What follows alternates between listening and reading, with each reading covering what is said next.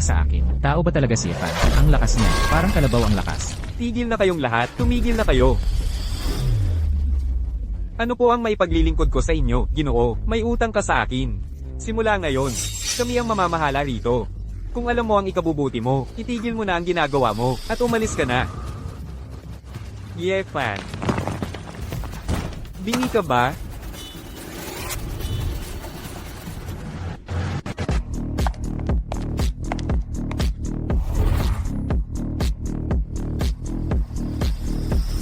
Bulag ka ba? Ito ay... Sinira mo, ang regalo ko para sa anak kong babae. Gago ka. Ano ba ang gusto mo? Huwag mong sabihin na gusto mong makipag-away sa akin. Sugurin niyo siya. Baliin niyo ang mga binti niya.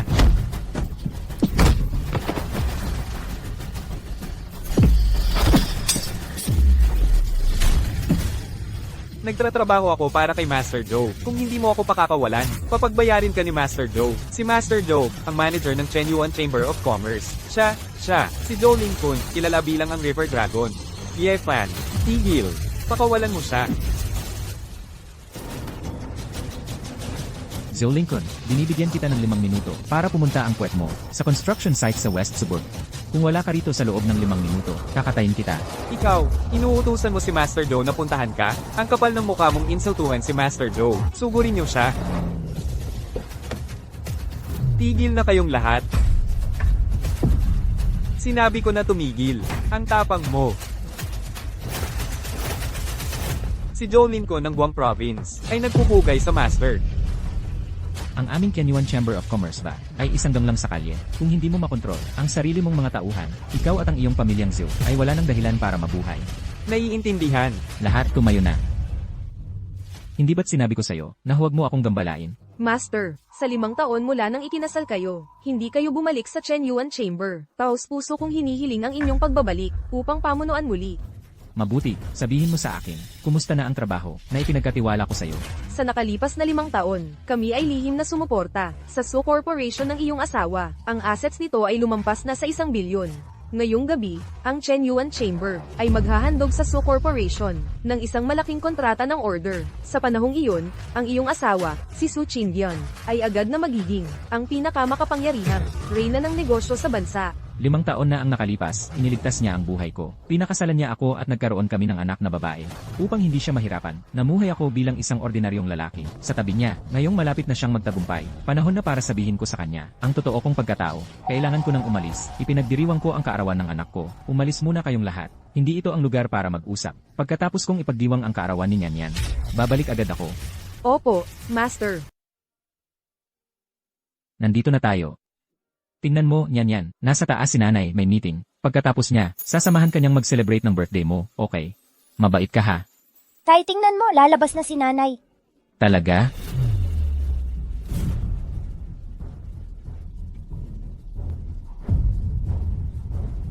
Tay, sino yung lalaking nakayakap kay nanay? Mabait ka, Nyan. Umuwi muna tayo kasama ni Tay. Eh si nanay? May trabaho pa si nanay ngayon. Uwi na tayo. Tara na. Yefan. Mabait ka, Nyan. Hintayin mo dito si Tay. Huwag kang gagalaw. Yefan, anong ginagawa mo dito? Ano, hindi maganda ang pagdating ko, di ba? Anong pinagsasabi mo? Ganoon ba? Eh sabihin mo nga, anong ginagawa mo? Kasama ng lalaking yon kanina. Kailangan ko bang magpaliwanag sa'yo? Saka, trabaho yon. Hindi mo maintindihan kahit sabihin ko sa'yo. Trabaho? Kung hindi ako dumating na yon, ang trabaho mo, sa kama na magaganap, di ba? Ang kapal ng mukha mo. Yefan, talagang, nasiraan ako ng loob sa'yo.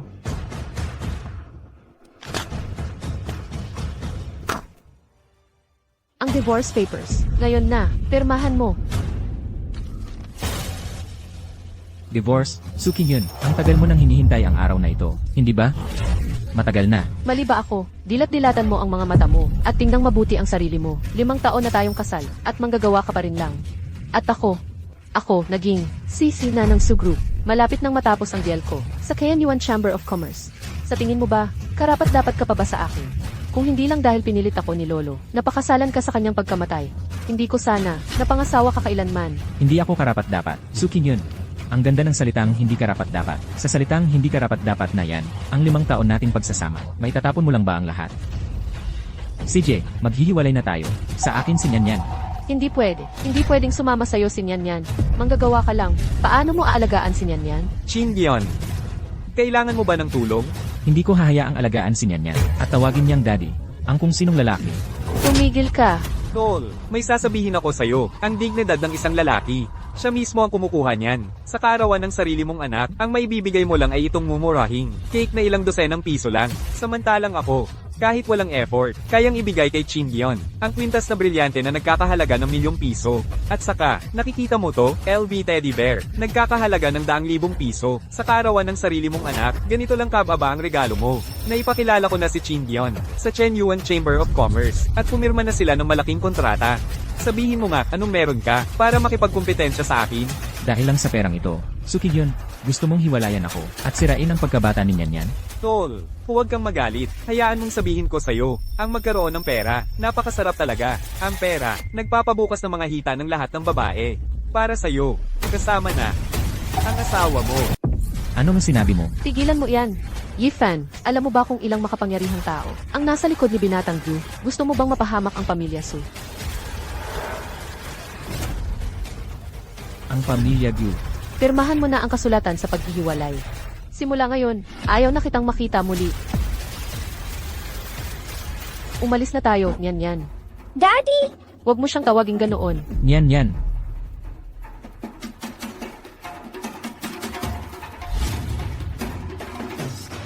Chingyon, maligayang bati. Malaya ka na sa wakas, sa pasanin na yon. Kain tayo sa labas mamayang gabi, para magdiwang. Binatang Gu, purelyong relasyon sa negosyo lang tayo. Di na kailangan ang hapunan. At itong regalo, ibabalik ko ito sa'yo.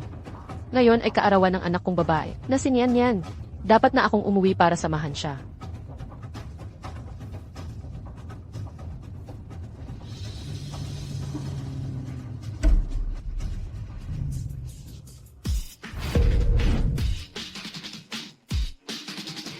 Kagalang-galang na guro. Ang pangatlong binibini ng pamilyang Lin ng Kyoto ay humihiling ng pakikipagkita. Wala akong oras. Ginoong Ye, talagang hinahangaan kita. Maaari mo ba akong bigyan ng pagkakataon? Kumain tayo at mag-usap. Sinabi ko na nga, wala akong oras. Binibining Lin, umalis muna tayo ngayon. Ginoong Ye.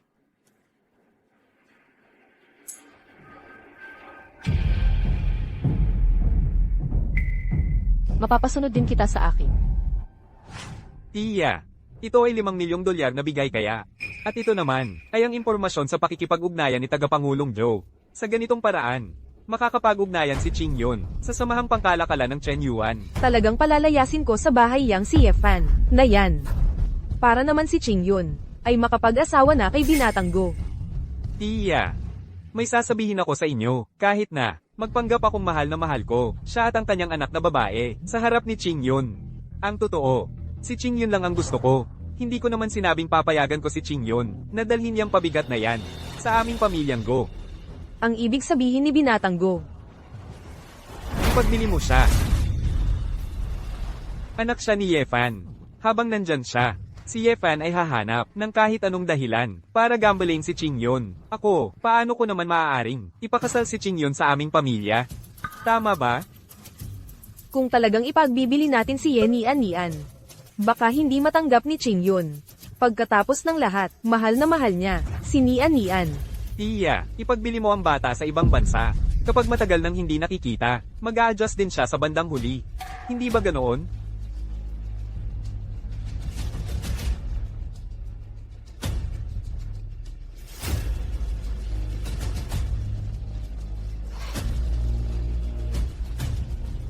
Bata, ikaw ay pupunta sa Lolita Island. Mabuhay ka ng maayos doon.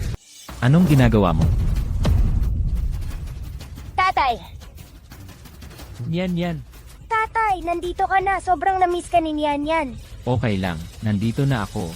Yefan, hindi ba't hiniwalayan mo na ang anak ko? Anong lakas ng loob mong pumunta sa pamilya Su? Kung hindi ako umuwi ngayon, hindi ba sana si Nyan Nyan ay naibenta na ninyo? Ang kapal ng mukha mo. Sino ka ba? At nagmamalaki ka sa akin. Akala mo ba dahil bumalik ang tatay niya, kaya kanyang protektahan? Sasabihin ko sa iyo ngayon, ikaw, hindi mo kayang protektahan ng sinuman. Papatayin kita. Yifan! Nababaliw ka na ba? Nagsisigaw ka sa lahat. Ano ba ang gusto mong gawin? Ano ang ginagawa ko? Tanungin mo sila kung isang segundo lang ang huli ko. Naibenta na sana si Nyan Yan. Gutayan niyo. Yifan, totoo ba yan? Yefan, paano ka nakakagawa ng ganitong kasamang kasinungalingan?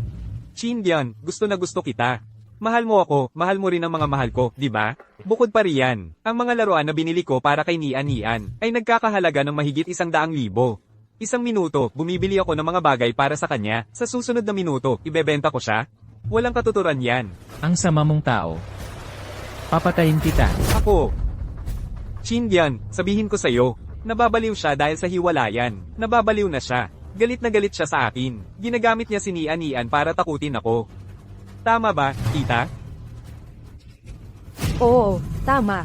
Si Young Master Go at ako ay naglalaro lang kay Nian. Tapos biglang pumasok si Yefan nang walang anumang sabi, nagsasalita ng kung ano-ano. Buti na lang, nakauwi ka ng maaga. Yifan, gago ka. Sukin yun. Naniniwala ka sa kanila. Bakit ko dapat paniwalaan ka? Dahil tamad na tamad ka lang. Pagkatapos ng lahat ng panahon, construction worker ka pa rin lang. Nasaan ang kasunduan sa diborsyo? Napirmahan mo na ba? CJ. Huwag mong ipagsisihan ito. Isang hamak na construction worker. At sa tingin mo magsisisi ang anak ko.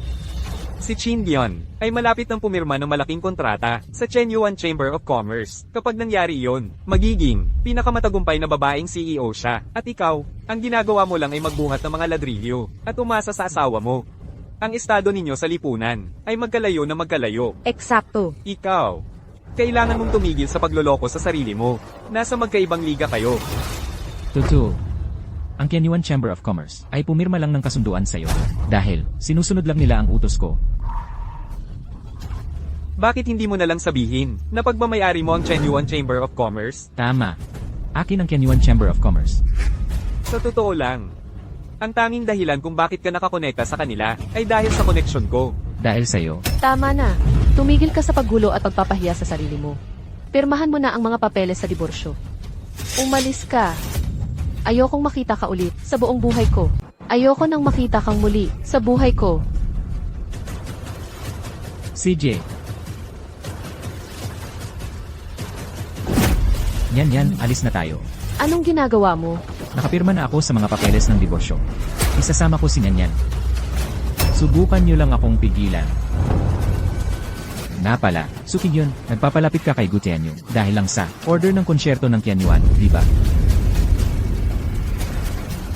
Sabik na sabik ako. Makita ang mukha mo kapag hindi natupad ang gusto mo. Yan, alis na tayo. Isang hampas lupang manggagawa. Akala mo'y siya ang boss ng konsyerto ng Chenyuan. Anak, huwag mo nang pansinin ang hamak na taong ito. Pag nakadiborsyo ka na sa kanya, ang karera mo sa negosyo ay tiyak na angat. Tungkol naman sa kanya, ang kaya lang niya ay magsalita ng may halong asim.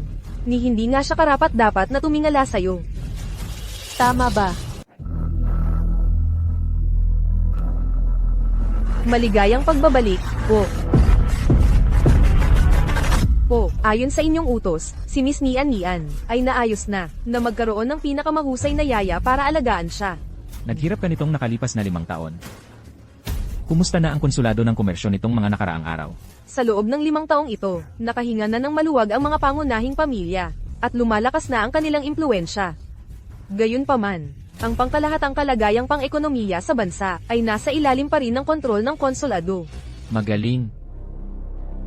Chairman Zhou, nabalitaan ko na kamakailan, sina Sukinyun at Guchenyo ay patuloy na sumusubok na makipag-ugnayan sa'yo.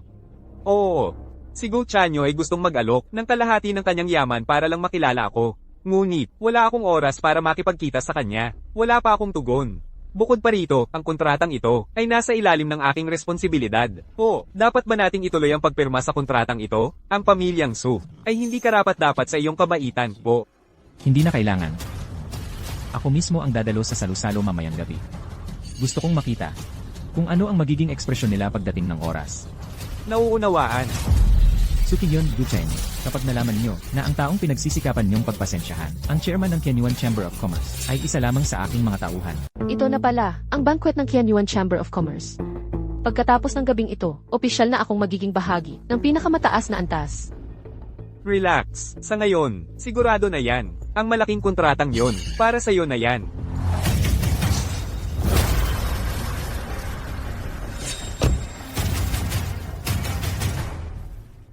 Yifan, anong ginagawa mo rito? Gets ko. Matapos ka palayasin ng Qingyon, dito ka naman pumunta para maging gold digger. Sobra ka naman. Ang pag-upa sa mamahaling kotse na to. Ang pag-upa sa suit na to. Ang laki sigurong nagastos mo. Wala kang pakialam. Umalis ka.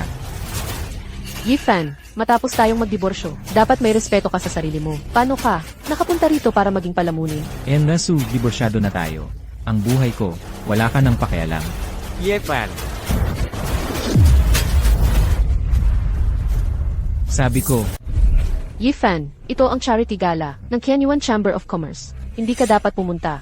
dito, ako ang hindi dapat narito. Sukinyon, gaano mo ako kamababa ang tingin? Mali ba ako? Si Ginoong Gu ay anak ng isang mayamang pamilya. Malapit na ring makipag-ugnayan ang kanyang ama sa Kenyuan Chamber of Commerce.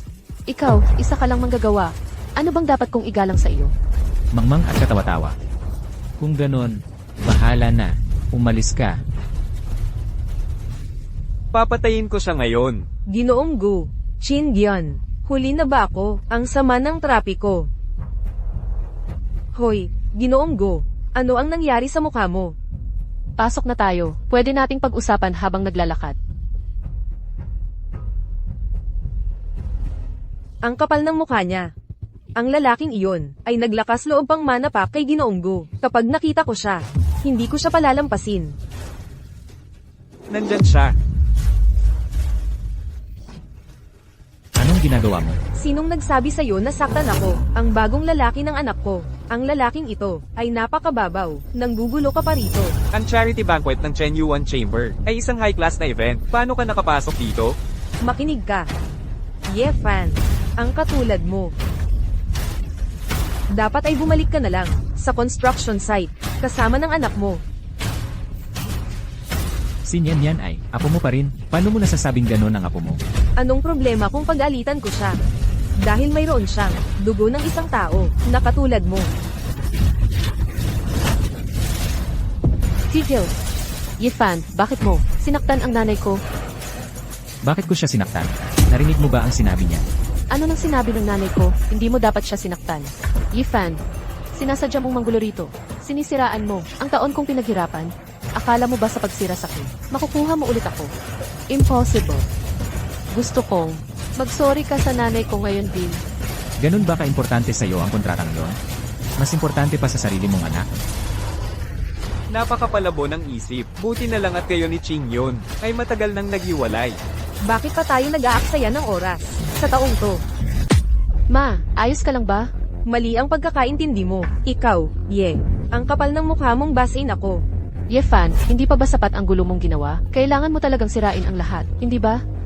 Sukinyon, ngayong umabot na sa ganito ang sitwasyon, diretsahan na lang ang sasabihin ko. Ang Kenyuan Chamber of Commerce ay hindi na makikipagtulungan sa'yo. Pangako ko yan. Yefan, ang lakas ng loob mo kung hindi nakakakilala. Akala'y ikaw ang ulo ng Chenyuan Chamber of Commerce sa lalawigan ng Guam. Si Jolin Kun. Totoo, hindi ako si Zolin Kun. Pero kahit si Zolin Kun man, kailangang yumuko sa harap ko. Isang sawing ex-manugang ng pamilyang Su, ang nangahas magsalita ng kalokohan dito. Gusto mong magkagulo? Tama na. Yifan, kung gusto mong mangarap ng gising, sa bahay ka gumawa niyan. Ngayon din, agad-agad, umalis ka na dito. Ayaw na kitang makita. Walang hiya ka. Nang ahas kang walang respeto kay Master Joe. Binibigyan ka namin ng pagkakataon ngayon. Lumuhad ka at humingi ng tawad. Akala mo mapapaluhod mo ako, ikaw ang nangahas na papaluhurin ako. Hindi ka karapat-dapat. Ang Excellence Group ng Pamilyang Song at ang Kangming Group ng Pamilya naming Lee, hindi pa ba sapat ang kwalifikasyon? Sino ka ba talaga? Paano kung isama mo ako? Pamilyang Huang ng lalawigan ng Guam kay Huang Group. At ako, Wolam Group ng lalawigan ng Guam. Hindi pa rin sapat. Nasa lalawigan ng Guang tayo. Ang apat na pangunahing conglomerate, kayang magpaluhod at magpatawad sa iyo. Sa isang salita lang, at nagmamalaki ka pa? Ngayon, humingi ka ng tawad, ngayon din. Sinabi ko na. Sila. Yefan, sasabihin ko sa'yo. Nagalit ka sa lahat. Kung hindi ka luluhod at hihingi ng tawad, gagawin kong impyerno ang buhay mo. At ikaw, ano ba talaga ang pamilya Gumo? Yefan, ang lakas ng loob mo. Sasabihin ko sa'yo, ang pamilya Guko ay nasa ilalim na ng Chenyuan Chamber of Commerce. At ako pa nga'y first name basis sa henyong chairman na yun. May lakas ka bang ulitin ang sinabi mo kanina? First name basis. Ikaw, bakit hindi ka umihi at tingnan ang sarili mo sa salamin? Yefan, naghahanap ka ng gulo. Ang lakas ng loob nitong istambay na bastusin si Yang Master Q. Gusto niyang mamatay. Eksakto, kung ang pamilya Gu ngayon ay makakapit sa Chenyuan Chamber of Commerce. Sa hinaharap, wala nang makakapigil sa kanila. Sa buong Guang Province, walang sino man ang makakahadlang sa kanila. Malayong malayo sa kaya niyang ikumpara. Hindi lang siya ang target ko. Ang sinasabi ko, lahat kayong nandito, ay basura. Yefan, hanga talaga ako sa tapang mo. May lakas ka talagang sumalungat sa lahat ng pangunahing konglomerito sa Guam Province. Sige, titingnan ko ngayon kung gaano ba talaga katibay ang bibig mo. Mga gwardya, patayin siya. Yifan, ikaw ang may kagagawa nito. Huwag mong idamay si Nyan. Nasaan si Nyan? Ibalik mo siya sa akin. Bakit ko ibabalik? Dahil hindi mo siya maaasikaso ng maayos. Magiging maayos lang ang buhay ni Nyan kung kasama niya ako. Hindi ko siya maaasikaso. Mula nang ipanganak si Nyan hanggang ngayon. Kailan mo ba siya inasikaso?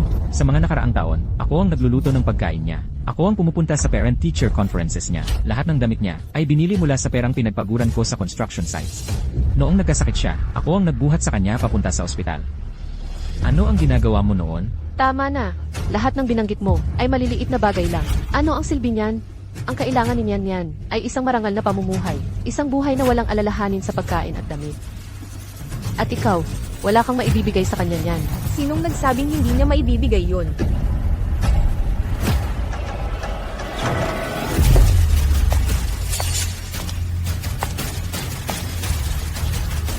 Kayong mga hanggal, alam niyo ba, para lang po malaman ninyo, Jisoo, naihatid na po si Miss Nyan sa isang prestihiyosong paaralan. Pwede na siyang magsimula bukas. Ano man ang maibigay ninyo sa kanya, si Gia lang ang magbibigay sa kanya, ng higit pa, at mas maganda. Sino ka? Hindi ba halata? Tingnan mo nga, mukhang ito na yung bagong sugar mommy na kinakapit ng batang sweetheart na si Yefan. Binibigyan kita ng huling pagkakataon. Bawiin mo ang mga sinabi mo. Hoy, ganda, bakit ka nagagalit? Hindi ka naman pangit, bakit ka sama-sama kay Yefan? Yung batang sweetheart? Wala siyang pera, wala ring kakayahan. Bakit mo siya ipinagtatanggol? Ang lakas ng loob mong suntukin ako? Yefan, sumusobra ka na. Ang away ay sa atin ng dalawa. Bakit isinama mo si Young Master Do? Ano, galit ka dahil sinuntok ko ang boytoy mo. Masakit ba? Ikaw, Hindi ko inakala, Jisoo. Bulag ka hindi lang sa puso, kundi pati sa mata. Una sa lahat, ako ang nanuntok kay Gu Chanyu. Wala itong kinalaman kay Jie. Pangalawa, kahit na si Jie ang nanuntok sa kanya. Ano naman? ikaw, Dahil ang yabang-yabang mo, gusto mo ba tayong magpustahan? pustahan sa ano? Pipusta ako na sa loob ng 5 minuto. Ang tingin mo kay Jie ay magbabago ng husto. Kung ako ang matalo, pwedeng suntukin mo ako ng tulad ng pagsuntok ko kay Gu Chanyu. Kung ako ang manalo, kailangan mong publiko maghingi ng tawad kay Jie. CJ, papayag ako sa pustahang yan. Kung ako ang manalo, kasama na rin sa akin si Nyan. Hindi ka mananalo. Chin Dion, malapit ka ng pumirma sa Chenyuan Chamber of Commerce. Kung patuloy kang makikipag-away sa siraulo na ito, masisira ang malaki mong plano. Malaking plano. Yung kontratang milyon-milyong dolyar. Dapat mong maintindihan kung gaano kalaki ang puhunan ko. Sa proyektong ito, kung magpapatuloy ka, wala kang pupuntahan. Baka madamay pa si Nyan. Eksakto, napaka-importante pala, na wala ka ng pakialam. Sa sarili mong anak, wala kang kaalam-alam, sa isinusuko mo. Titingnan natin.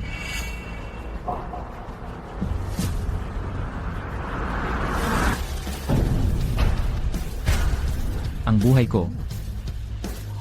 Sino ang may lakas ng loob na kunin ito? Ang kapal ng mukha, nangangahas kang gumulo. Sa signing banquet ni Chairman Zhu, alam mo ba kung gaano kalakas ang Tianyuan Chamber of Commerce ni Chairman Zhu? Kahit ang mga pamilya sa kabisera at malalakas na angkan ay hindi nangangahas sumalungat sa kanila. Ang Dragon Throne na ito ay para lamang kay Chairman Zhu. Walang ibang pwedeng umupo dito. Ano sa palagay mo ang dahilan kung bakit hindi ako mangangahas sumalungat kay Zhu Lingkun? Kawalang galang. Nangangahas kang tawagin si Chairman Joe sa buong pangalan at ipakita sa kanya ang ganitong kawalang galang. Ikaw ay naghahanap lang ng kamatayan. Tama, narito ako ngayon para mamatay. Ano ang gagawin niyong lahat? Tungkol dito, ganap na walang hiya, minamaliit mo ang lahat, mga gwardya. Lahat, magpakakalmante. Siya ay isang katawa-tawang payaso. Hindi na natin kailangang kumilos. Kapag dumating na si Chairman Joe, tingnan natin kung gaano katagal niya itatagal ang pagpapanggap na ito. Hoy, maganda, hindi ka naman pangit. Bibigyan kita ng isa pang pagkakataon. Iwan mo ang munting cute na ito. At baka, Payaso, ganyan ka nga. Nandito ang tunay na dragon. At ang lakas ng loob mong suron siya. Gusto mo talagang magkagulo. isa ka talagang tanggang naghahabol ng pag-ibig. Lahat ng sabihin niya, paniniwalaan mo, makinig ka sa akin. Ang gusto lang niya, mapalayas ang pamilya So, at mawala ng lahat. Ginagamit niya ang mga murang trick na ito, para magpanggap na tanga, para lang makuha ang atensyon ng lahat. Ang layunin niya, ay sirain, ang kontratang pinirmahan ng pamilya So, para baguhin ang isip ng aming champion. Bawat salitang lumalabas sa bibig niya ay kasinungalingan. Sayang, hindi ka nagmamarketing. Ikaw, Ito ba ang layunin mo? Kaya, sinira mo ang mga plano ko. Anong mapapala mo? Anong mapapala ni Yan? Lahat ng ginagawa mo ay para lang sa sarili mo. Huwag mong idamay si Nyan. Ako ang mag-aalaga kay Nyan. Hindi mo na kailangan mag-alala. Walang utang na loob ka, traidor ka. Kahit anuman ang mangyari, aming pamilya So ang nagpalaki sa iyo, sa loob ng 5 taon. At ito ang kabayaran mo sa amin, kahit nagalit ka sa amin. Pero si Nyan ay anak mo. Saka ka lang ba masisiyahan? Kapag pinahamak mo na siya, 5 taon niyo akong pinalaki. Kung hindi dahil sa akin, magiging ganito kaya ang pamilya Su. Si Nyan, hindi ko siya ibabalik. Huwag ka nang umasa. Ako ang mag-aalaga sa kanya.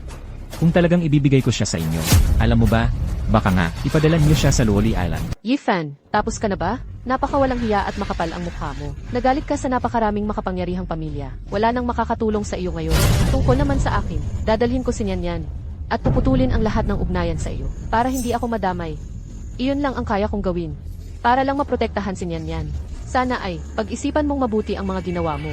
Anak ko si Nyan, walang sinumang makakaagaw sa kanya sa akin. nasa bingit ka na ng kamatayan. Nangangahas ka pang magsalita ng matigas. ikaw na maliit na henyo. Alam mong hindi ka na kayang protektahan ng pamilyang So ngayon. Pinili mo pa talagang harapin ng diretso ang lahat ng nangungunang konglomerato. Lahat ng ginawa mo ay lubos na kalokohan. Hindi na gaanong natitirang oras sa'yo. Malapit nang dumating si Zolingkon. Pagyamanin mo ang huling sandali ng iyong kalayaan. Ikaw at ang iyong malalaking salita, sinasabi mo lang ng walang pag-iisip, sa tulad mong tao. Akala mo makakautos ka kay Chairman Joe? Hayaan mong sabihin ko sa'yo, ako ay nagbibigay sa'yo ng napakaikling panahon, tapos ka na. Lahat. Ngayong gabi, ang aking pamilyang Go ay nanunumpa ng isang sumpa ng dugo. Inaanyayahan din namin ang lahat ng nangungunang konglomerato na sumama sa akin sa pagdurog sa mapagmataas na hanggal na ito. Hindi siya bibigyan ng pagkakataong makabawi. Lubos na walang inat ang taong ito. Ang kanyang mga aksyon ay lampas sa kayabangan. Ang aking Lee Family Coming Group ay sumasang-ayong sumama sa pamilyang Gu ng Guang Province sa pagdurog sa taong ito. Siyempre, hindi maaaring magpatuloy ang bagay na ito nang walang aking Guam Province Wang Family Kai Wang Group at ang aking Guam Province Wolong Group. Bata, wala kang modo. Nakakainis ang iyong kayabangan. Nagalit ka sa lahat. Karapat-dapat ka sa kapalaran na ito. Sino ang mag-aakala na isang walang kwentang manugang ng pamilyang So ay kayang maghasik ng galit ng lahat ng konglomerato? Talagang, ikaw ang naghasik. Ngayon ay mag-ani ka ng bunga. Kami ay handang sumali sa boycott. Sumali sa mga parusa. Yifan, hindi mo pa ba naiintindihan? Anong klaseng kalokohan ang ginawa mo? Nasa bingit ka na ng kamatayan. Nangangahas ka pang magsalita ng kalokohan? Hayaan mong sabihin ko sa'yo, kung gusto kitang patayin, kahit si Chairman Joe mismo ang dumating, hindi ito magkakaroon ng pagkakaiba. Dumating na si Chairman Zhu. Mabuhay si Pangulong Joe. Yifan, huli na ang lahat para umurong. Narito na si Pangulong Zhu. Hindi mo pa rin ba natatanto ang iyong pagkakamali? Kung aminin mo ang iyong kasalanan ngayon, baka may pagkakataon ka pang mabuhay. Bakit ako dapat humingi ng tawad? At saka, ako, ano ba ang nagawa kong mali? Yifan, ano ba ang pinagpapanggap mo? Pangulong Joe. Ang binatang ito, sa piging, ay walang galang, mayabang at mapang-api. Nang-ahas pa siyang, dungisan ang tronong inihanda para sa inyo. Nagkaisa kami. Para boycottin ang taong ito. Zhou Lincoln. Halika rito. Fan. Anong klaseng hamak ka? Paano mo nang ahas na tawagin? Si Pangulong Joe ng buong pangalan. Gusto mo bang mamatay? Hinahanap mo ang gulo. Paano mo nang ahas na? Parusahan si Jie. Binabati ni Joe Lincoln si Jie. Pangulong Joe, ito, si Fan ay isang hamak lamang. Bakit mo siya iginagalang ng ganyan? Jie, huli na kami. Humihingi kami ng iyong kapatawaran. Medyo huli na kayo. Kung mas maaga kayong dumating, nakita sana ninyo ang mga nangungunang konglomerado rito na nanumpa ng dugo para boykotin ako. Kay lakas ng loob. Hindi nila magagawa yan. Ang lakas ng apog ninyo. Manggahas na parusahan si Jie. Ngayong araw na ito, gusto kong makita. Pangulong Joe, nakakamali ka ba? Ang hamak na ito ay pinalayas ng pamilyang So. Isang manggagawang dayuhan lang siya. Anong karapatan niya para pagpakitaan mo ng ganyang respeto? Ang kapal ng mukha mong magsalita ng ganyan sa harap ni Jie. Hinahanap mo ang gulo. Kung iginagalang mo sana si Jie, baka nanguna na ang pamilya mong Go. Pero pinili mo ang pinakamalang daan. Paano nangyari ito? Tandaan mo ito, dahil sa isang maling desisyon mo, ang buong pamilyang Go ay winasak ng iyong sariling kamay. Ngayon, ang pamilyang Go ay nang-ahas na lapastanganin si Jie. Ang kapalit ay ang buong pamilyang Go na mawawasak. Pangulong Joe, ang pamilya kong Go ay laging tapat na tapat sa'yo. Hindi mo ito magagawa sa akin. Ay patawad mo na ako. Umaasa ka sa estado ng pamilyang Gu para hamakin ang lahat. Hindi mo ako binigyan ng halaga. Nakipagsabuatan ka pa sa maraming konglomerato para hadlangan at pahinain ako. Ang galing mo. Eh bakit ngayon? Ikaw ang nagmamakaawa. Talagang hinahanap mo ito.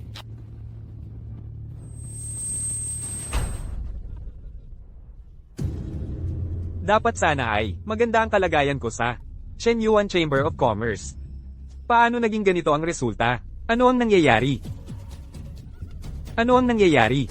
Ilabas siya. Palayasin siya.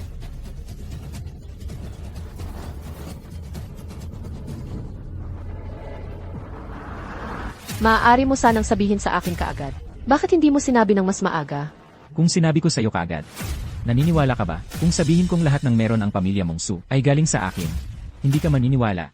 Kung sabihin kong si Joe Lincoln ay hindi kayang makipag-away sa akin. Hindi ka maniniwala.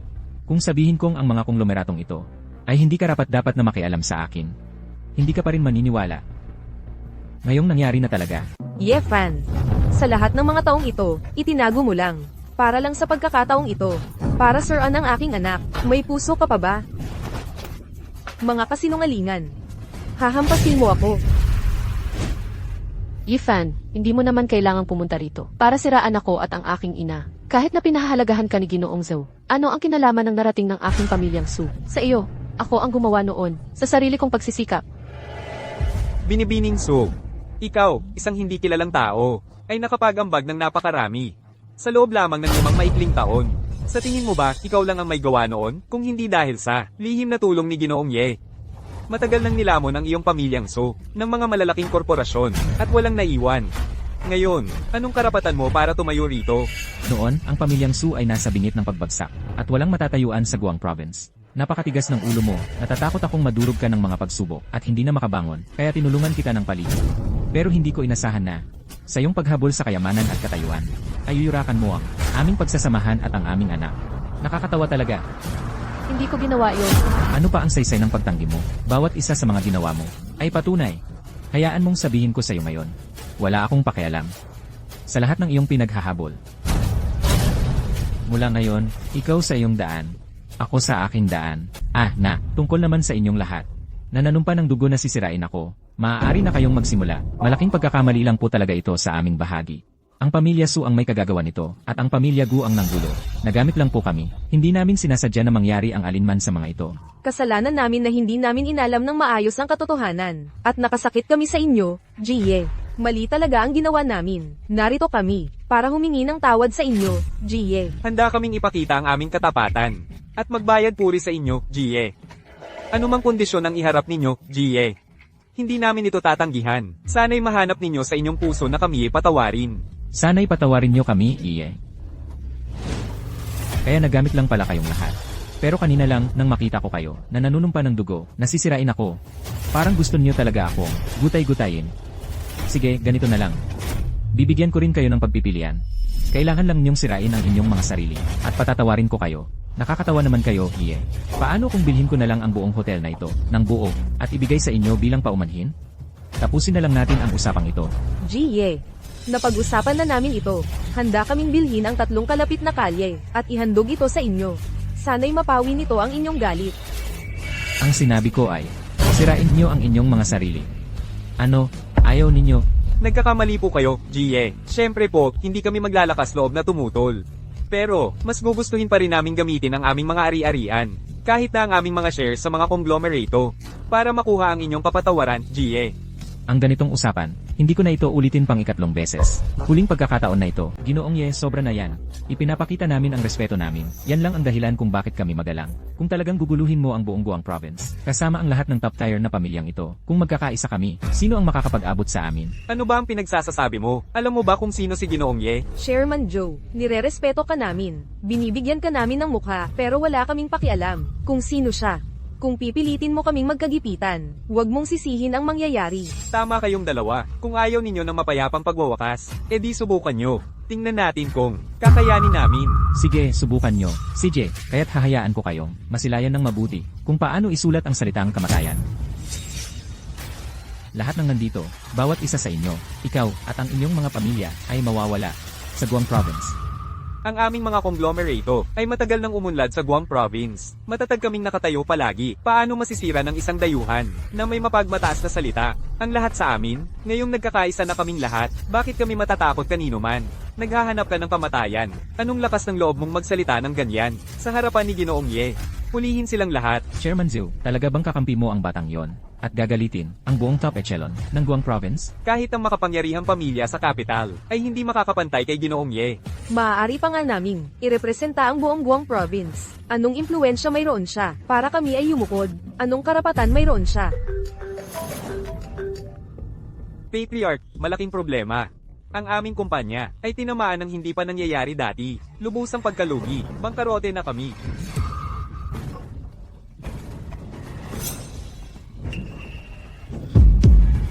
Tinatanong ninyo kung anong karapatan mayroon siya. Sasabihin ko sa inyo kung bakit, dahil ako ay ang 2 binibini ng pamilyang Lin sa kapital.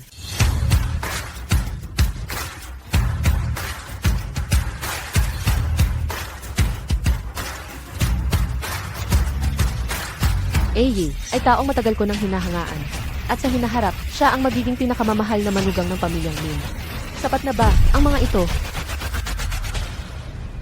Lagi kong sinasabi na itong walang utang na loob ay may masamang balak. Yun pala, naninipsip lang siya sa babae. Si Lin Qingyao ay ang pangatlong anak na babae ng kilalang pamilyang Lin sa kabisera. Ang pamilyang Lin ay isang pangunahing konglomerasyong pinansyal na kabilang sa pinakamagagaling sa buong China.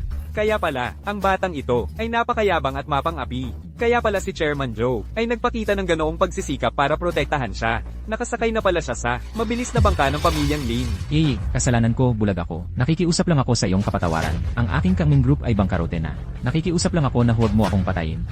Gusto lang naming makalabas. CJ, pinapatawad kita.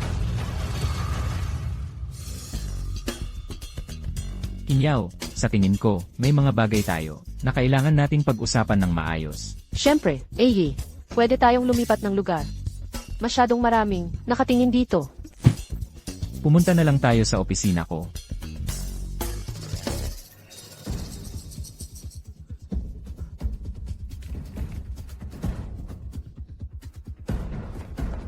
Tigil, Ano ang gusto mo, Suzong? ang dahilan kung bakit ang tapang mo ngayong gabi ay dahil nakasandal ka sa kapangyarihan niya. Ano ang kinalaman mo doon? Walang puso kang hayop ka.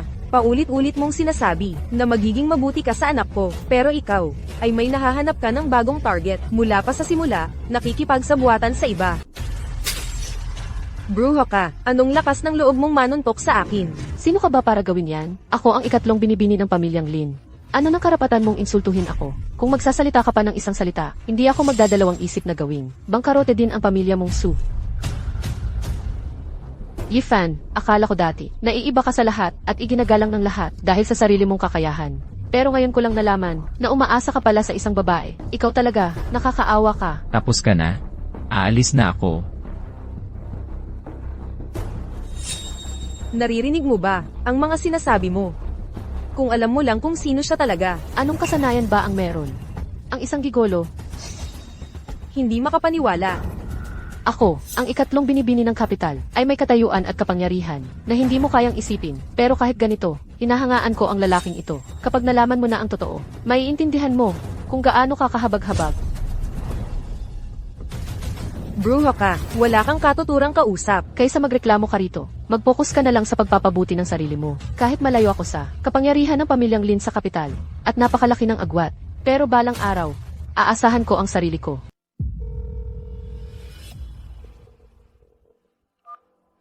Kumusta, Yili?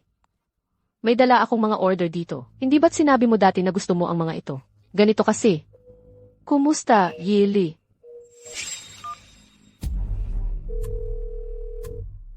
Kumusta, Yiwang?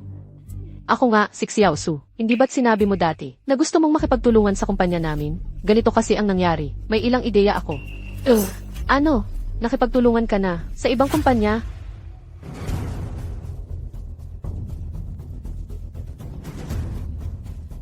Honey, ganun ba kabigat? Isang buwan lang naman ang pinakamatagal. Sa loob ng isang buwan, kung hindi natin makukuha ang pera, ang kumpanya natin ay mababang karote. Ha? Ganun ba kabigat? Tapos na ang pamilya Su. Kasalanan lahat yan ng batang si Yefan. Hindi ko siya palalampasin.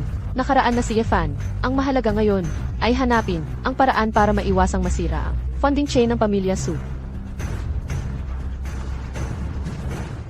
Mahahanap ko yan. Mahahanap ko yan. Yefan, ipapakita ko sa'yo na ako, si Su Qingyun, ay hindi umabot sa kinaroroonan ko ngayon dahil sa'yo.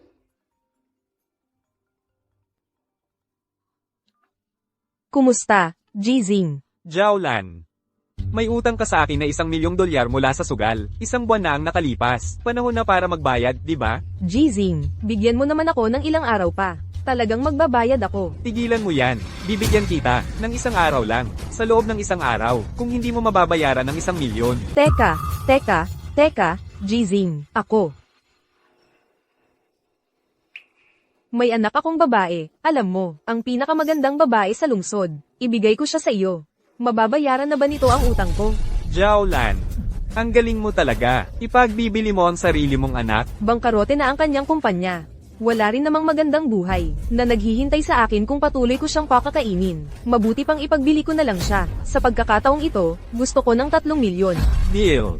Basta may baba mo lang ang anak mo, sa kama ko, ang utang mong $1,000,000 sa sugal, ay mabubura na, at dagdag pa, bibigyan kita ng $2,000,000. Mabuti. Jizing. Hintayin mo na lang ang magandang balita mula sa akin.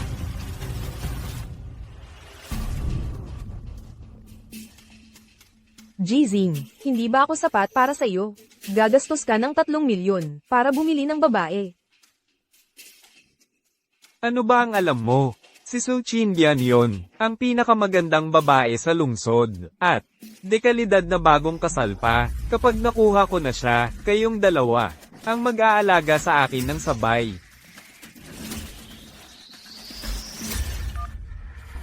Fang, ang aming order.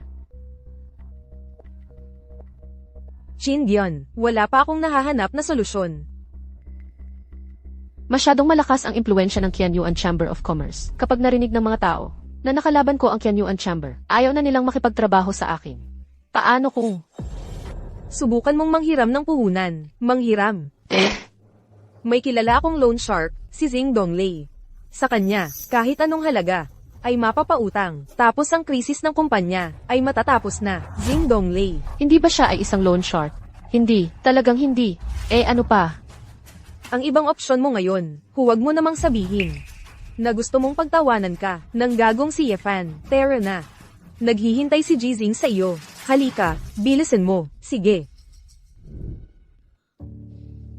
Sabi mo, ipapakilala mo ako sa isang tao. Nasaan na sila? Nandyan lang sa unahan. Nandyan lang sa unahan.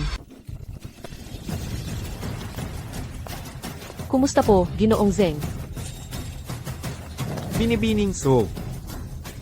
Mas maganda ka pala sa personal, Binibining Su. Totoo nga, mas maganda kapag nakita ng personal. Maupo po kayo. Para kang nasa bahay mo. Binibining Su. Salamat po, Ginoong Zeng. Sinabi sa akin ni Shaolin na naghahanap ka ng pautang, tama ba? Medyo mahigpit ang cash flow ng kumpanya ko ngayon. Kaya sana matulungan ninyo ako, Ginoong Zeng, para maibsan ang pressure. Walang problema ang pautang. Ang problema lang, ang interes. Ang interest rate ay pwede nating pag-usapan. Negosyable naman yan. Mabuti naman. Ngayon, tungkol naman sa akin, may isa akong maliit na kahilingan. Ay, sumasakit ng kaunti ang tiyan ko. Shindian. Samahan mo muna si Ginoong Zing. Ng kaunting panahon, kailangan kong pumunta sa CR. Kayo na lang muna ang mag-usap. Hindi ko sigurado kung ano pa ang kahilingan ninyo, Ginoong Zeng. Sa totoo lang, hindi naman ito malaking bagay. Ito lang naman, ako kasi. Matagal na kitang hinahangaan, Binibining Su. Nagtataka lang ako kung ikaw, Binibining Su, ay pwede maging girlfriend ko. Pasensya na po, Ginoong Zeng. Hindi muna ako naghahanap ng relasyon ngayon. Ayos lang, sinubukan ko lang naman. Tara, inom pa tayo. Mag-usap tayo habang umiinom. Hoy, Mr. Su, anong nangyari? Pasensya na. Hindi ako makatagal sa alak. Mr. Su, sige na. Magpahinga ka sa sofa. Umupo ka at magpahinga. Mr. Su. Nahuli din kita. Ang puti.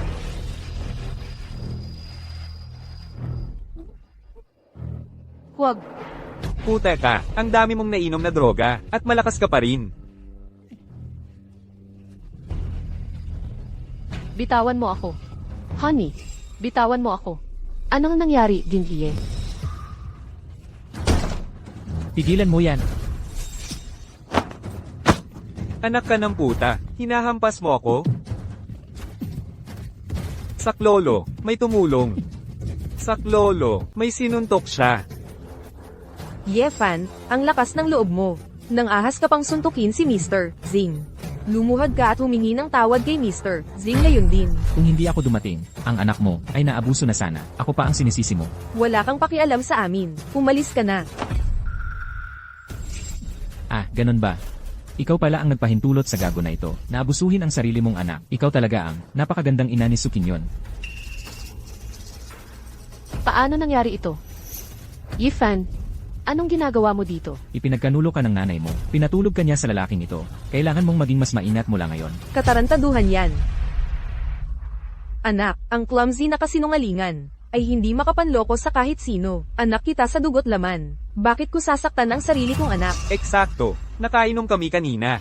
Nang lumabas ako para umihi, pumasok siya ng palihim sa private room. Nakita kanyang nakahiga dito, at sinubukan kang abusuhin. Nahuli ko siya sa akto, tapos nagalit siya dahil nahuli. Sinubukan niya akong suntukin. Yefan, hindi ka talaga natututo. Sinusubukan mo pa rin. Maghiganti kay Chindian. Ang anak ko ay sapat nang naghirap dahil sa'yo. Ano pa ang gusto mo? Kaya pinipili mo pa ring maniwala sa kanila. Kaysa sa akin, ganun ba? Ano pa bang dapat isipin ko? Gusto mong maniwala ako na ang sarili kong ina na nagluwal sa akin ay sasaktan ako. Yifan, hindi ko inakala na magiging ganito kakawalang pag-asa. CJ, sige na nga. Sukinyon, talagang binuksan mo ang mga mata ko. Wala na akong masabi.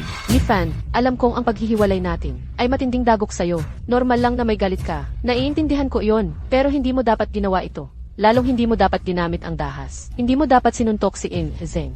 Sino ka ba? Lumuhad ka. Humiling ng tawad kay Mr. Zing. Tingnan ko. Sino ang nagpakaluhod kay Iye? Gusto mo bang mamatay? Yifan, pwede bang tumigil ka na sa pagtatago sa likod ng babae at magpasikat? Puta, ang alam mo lang gawin ay ang magpulot ng mga tira-tira namin. Nang ahas kang bastyusan ng third young miss ng pamilyang Lane, gusto mo bang mamatay?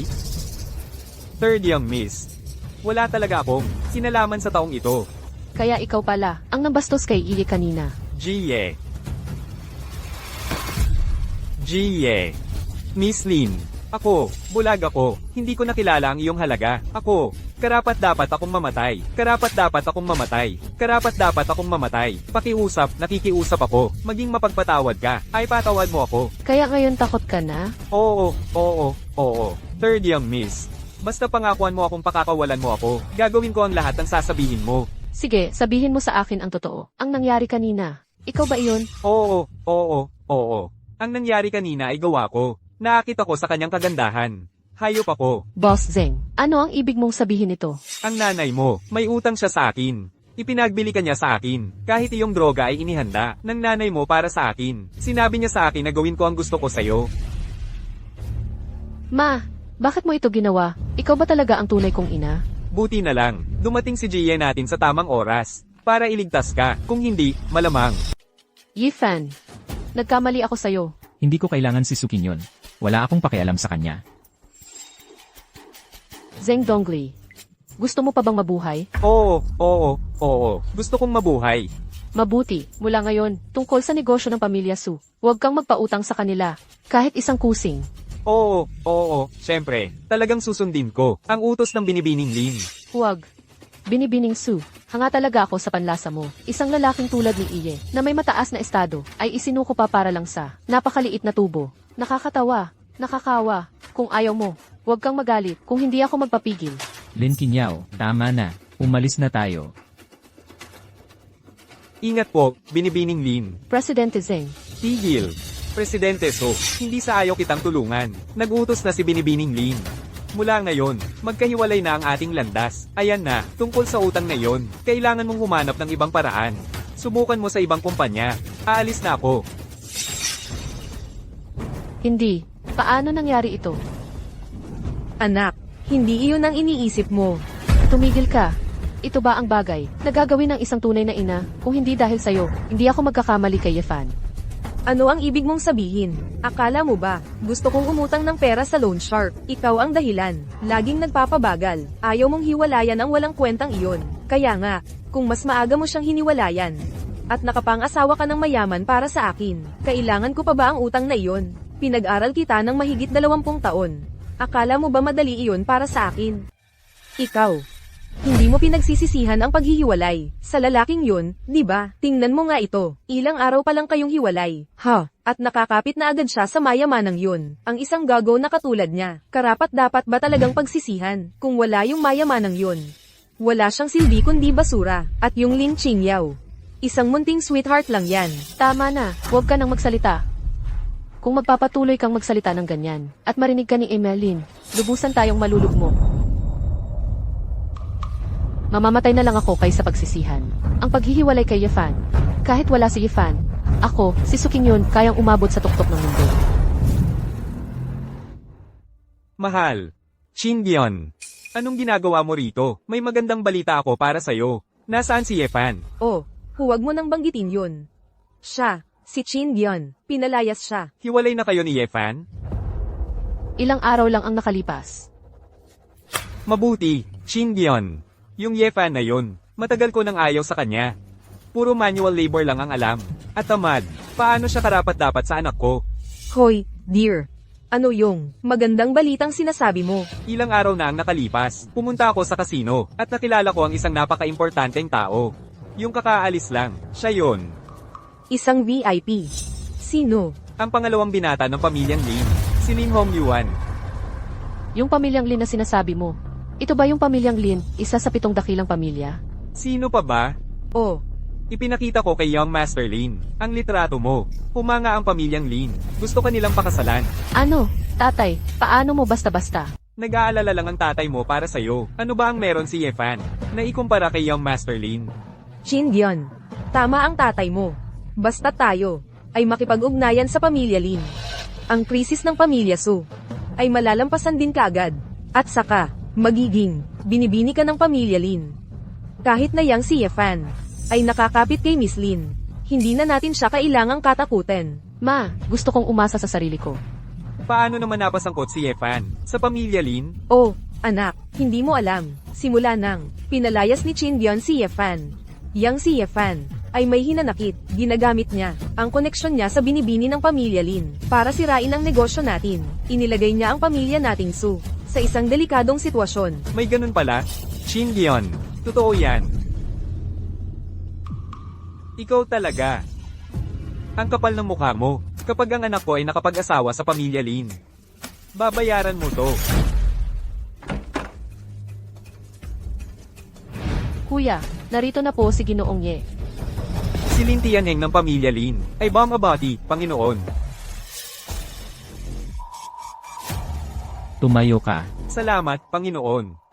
Naghirap ka pa para mapunta ako rito. May kailangan ka siguro. Sabihin mo.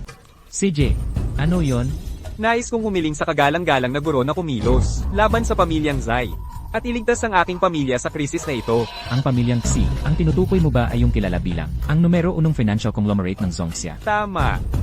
Ang pamilyang Xi ay palaging mapangarap, palaging nagnanais na lamunin ang lahat ng nangungunang pamilya sa Zongxia, at ang pamilyang Lin, ang pinakamahina sa mga nangungunang pamilyang ito, kaya gusto nilang kumilos laban sa pamilyang Lin, habang ang aking ama ay kritikal na may sakit. HMM.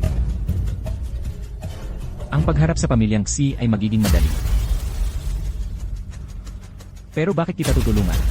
Kung ang kagalang-galang na guro ay handang tumulong sa amin, harapin ang pamilyang Zai, ang pamilyang Lin ay susunod sa iyong pamumuno. Hindi sapat.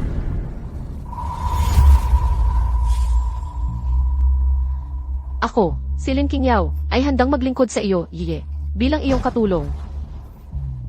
Sa palagay mo ba ay kulang ako sa babae? Ye, hindi ko hinihiling na ikaw mismo ang kumilos laban sa pamilyang Xi.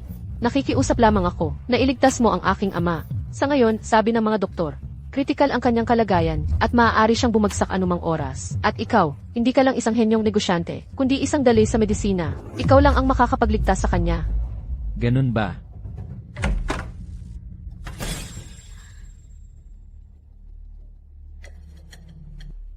Kagalang-galang na guro, mayroon tayong lead tungkol sa pagtatangkang patayin ka noong mga nakaraang taon. Magsalita ka. Huwag kang mag-atubili. Batay sa investigasyon ng mga nakatagong armas na natagpuan sa iyong katawan, ang mga ito ay ginawa sa Zhongxia. Kaya pinaghihinalaan ko na ang taong nagtangkang patayin ay nasa Zhongxia rin. Zongxia. May bago bang lead? Wala pa. Kailangan pa nating mag-imbestiga ng husto para mahanap ang pumatay. Mukhang ang usaping ito ay mas masalimuot pa kaysa sa inakala. Maaari ka nang umalis pansamantala. Opo. Dapat kayong maghanda. Paparoon ako sa sandaling panahon. ano? Ye, ibig sabihin ba nito'y pumayag ka na? Salamat, guro. Sakto lang, na may handaan ang aming pamilya Lin ngayong araw. Tiyak na ihahanda namin ng maayos. Ang iyong pagtanggap, guro. Elenan. Walang problema. Mauna na ako.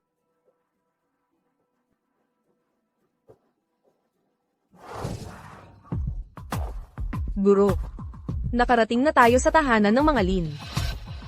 Maaari akong pumasok ng mag-isa. Maaari kang magpatuloy sa iyong mga gawain.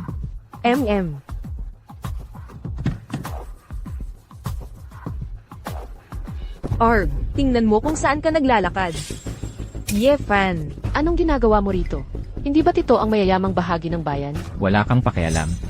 Huwag mong isiping hindi namin alam. Ikaw lang ay sumusunod sa amin. Sinusubukang makapasok ng palihim sa handaan ng pamilya Lin para mabawi ang pangatlong binibini ng pamilya Lin. Ako, sumusunod sa inyo. Hindi ba niyo iniisip na sobra na ang pagpapahalaga ninyo sa sarili? Tiyak na galit ka dahil iniwan ka ni Chindion. Kaya't may hinanakit ka. Sinundan mo kami rito para maghiganti. Hayaan mong sabihin ko sa'yo, walang pagkakataon. Ako, maghihiganti sa inyo. Ano nang akala mo nung ginagawa mo? Gusto kong maghintay ka rito.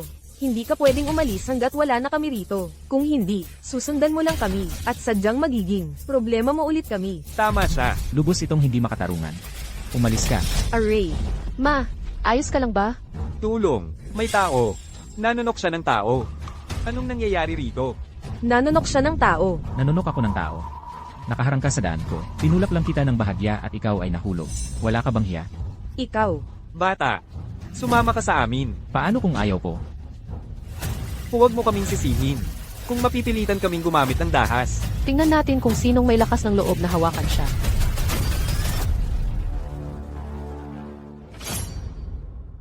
Binibining Lin. Naku po. Sino ka ba? Ano ng lakas ng loob mong hawakan si Ginoong Ye? Gusto mo pa bang magkatrabaho?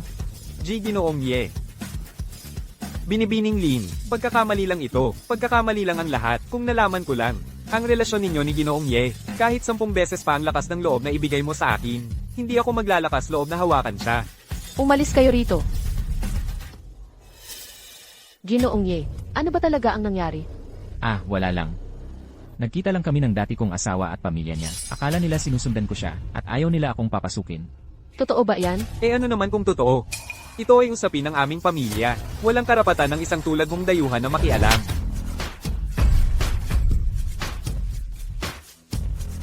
Anong lakas ng loob mong suntukin ako? Tatay, huminahon ka. Ito ang pangatlong anak ng pamilyang Lin, si Lin Qingyao. Ang ikatlong anak na babae ng pamilya Lin. Mabuti ang mood ko ngayon. Hindi ko napapansinin. Yi, tara na. Helenan, Ang ikatlong anak na babae ng pamilya Lin. Ano namang maganda roon? Kapag nag-asawa na ang anak ko sa pamilya Lin, magbabayad ka rin.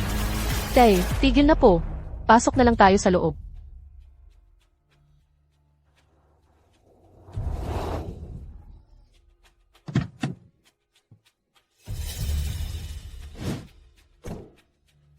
Hoy, Nandito na si Master Lin. Tito Su, salamat sa inyong pagod. Walang anuman. Ito ang aking anak na babae, si Chin Gyeon. Binibining Su, kumusta? Kumusta?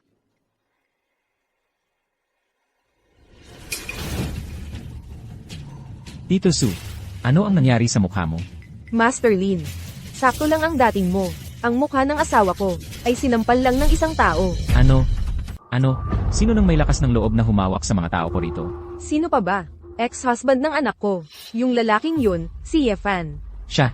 May lakas siyang pumunta sa Zongxia, hindi ba? Sinabi ninyo sa kanya ang pangalan ko. Sinabi namin. Pero, kasama niya ang kapatid mong si Lin Qingyao. Wala kaming lakas ng loob na gawin sa kanya ang anuman. Si Kinyaw, paano naging magkasama ang dalawang yon? Hindi rin namin alam. Ayos lang, sa darating na piging ng pamilya Lin, darating ang isang napaka-importanteng bisita. Tiyak na dadalhin ni Lin Kinyaw, ang lalaking yun sa okasyon. Pagkatapos, ako mismo ang maghahanap ng katarungan para sa inyo. Maraming salamat, Lin Xiao.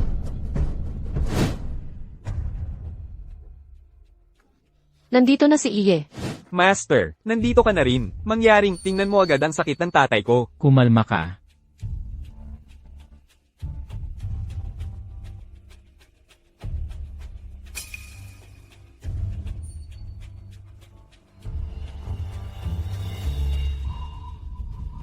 May sakit na siya. Mga 1 taon na ngayon, di ba? Oo, nitong nakaraang taon. Hinanap namin ang bawat kilalang doktor, ngunit wala kahit isa ang nakapagpagaling sa tatay ko. Nabalitaan naming ikaw, Master, ay hindi lang pambihirang negosyante, kundi dalubhasa rin sa medisina at martial arts. Kaya naman, wala kaming magawa kundi imbitahin ka. Medyo kakaiba ang kanyang kalagayan, kahit pagalingin ko siya. Yi, nakikiusap ako, kailangan mong iligtas ang aking ama. Hindi namin siya pwedeng mawala sa aming pamilyang Lin. Kung mawawala ang aking ama, ang buong pamilyang Lin, ay hindi na muling magkakaroon ng kapayapaan. Ay naku, tumayo ka na.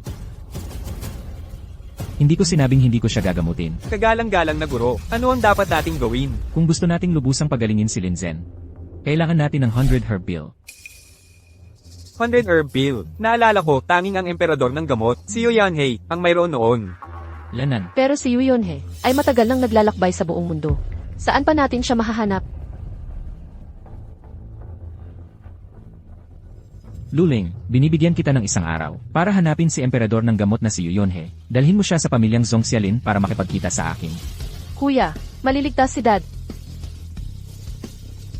Kagalang-galang na guro. Nag-aksaya ako ng kalayaan na magayos ng isang salo-salo bilang pagtanggap. Ano sa tingin mo? Libre ka ba mamayang gabi para sumama sa amin? Kuya, bakit hindi mo sinabi sa akin kanina pa? May mahahalagang bagay si Ian na kailangang asikasuhin. Hindi tayo dapat magdulot ng labis na atensyon. Ayos lang, sabihin mo lang sa lahat na ako ay isang kilalang doktor na narito para magpagamot. Ay, sino ba ito? Ikaw si Ifan. Ginoong Lin. Lalaki lang siya, umaasa sa mga babae. Una, sa anak kong babae siya nang hingi. Ngayon, ginagawa na rin niya kay Binibining Lin. Hoy bata, mga taong katulad mo, ang pinakaayaw ko. Sino ka? Ako si Lin Hongyuan, kaibigan ni Binibining Su. Wala akong pakialam kung ano relasyon nyo. Umalis ka sa harap ko. Sinabi ko bang pwede kang umalis? Lumuhod ka. at humingi ng tawad kay Binibining Su. Nandito ngayon si Ginoong Lin. Tingnan natin kung sino ang makakapagligtas sa'yo. Ano? Magpapakamatigas ka sa akin ngayon. Sa tingin mo hindi ako maglalakas loob. Nagmamalaki ka lang dahil may kapatid akong sumusuporta sa'yo. Makinig ka, kahit nandito ngayon ang kapatid ko. Hindi kanya maliligtas. Sa tingin mo itong dalawang ito ay makakasaling sa akin. Ginoong Lin, mukhang itong batang to ayaw magbigay ng respeto sa'yo. Tingnan natin kung mas matigas ang bibig niya o mas matigas ang hawak kong pamalo. Sampalin nyo. Lin Hongyuan, baliw ka ba? Bisita siya ng pamilya Lin. Marami naman tayong bisita, pero hindi kailanman magiging katulad niyan, isang walang kwenta. At, Lin Kinyaw, bigyan mo ako ng respeto sa harap ng iba. Ako ang iyong pangalawang kuya. Dahil nga ikaw ang pangalawang kuya ko. Kaya ako nakikialam, para pigilan kang magkamali. Sa tingin ko nabalino ka na niya, isang lalaking ayaw na ng pamilya Su. At ikaw, itinatangi mo siyang parang kayamanan. Hindi ka ba nahihiya? Nahihiya ako para sa'yo. Kung ganoon ang paliwanag mo, ikaw naman ang kumukuha ng basura ng iba. Gago ka. Lin Kinyaw, wala ka talagang respeto sa batas. Ikaw ang walang respeto sa batas. Inimbita ko si Iye dito para gamutin si tatay. Kapag nalaman ni tatay, hindi kanya palalampasin. Mukhang desidido ka talaga. Natulungan itong gwapong lalaki. Ngayon, tuturuan kita kung paano dapat kumilos ang isang nakatatanda. Mga gwardiya, pulihin niyo silang dalawa. Tingnan natin kung sinong may lakas ng loob na bastyusan si Jie. Sino ka? Si Lin Xiao ang bahala dito. Wala kang karapatang utusan siya. Tumahimik ka, ito ang kuya ko. Eh ano? Kuya, Anong nangyayari?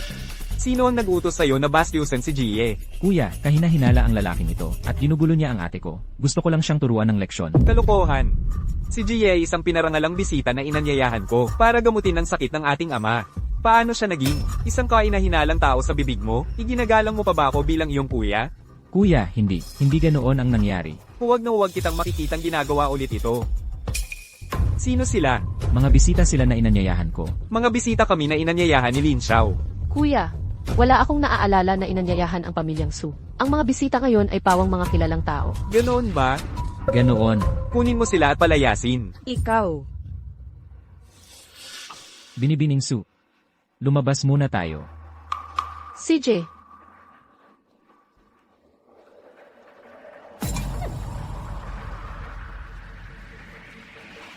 Ginoo.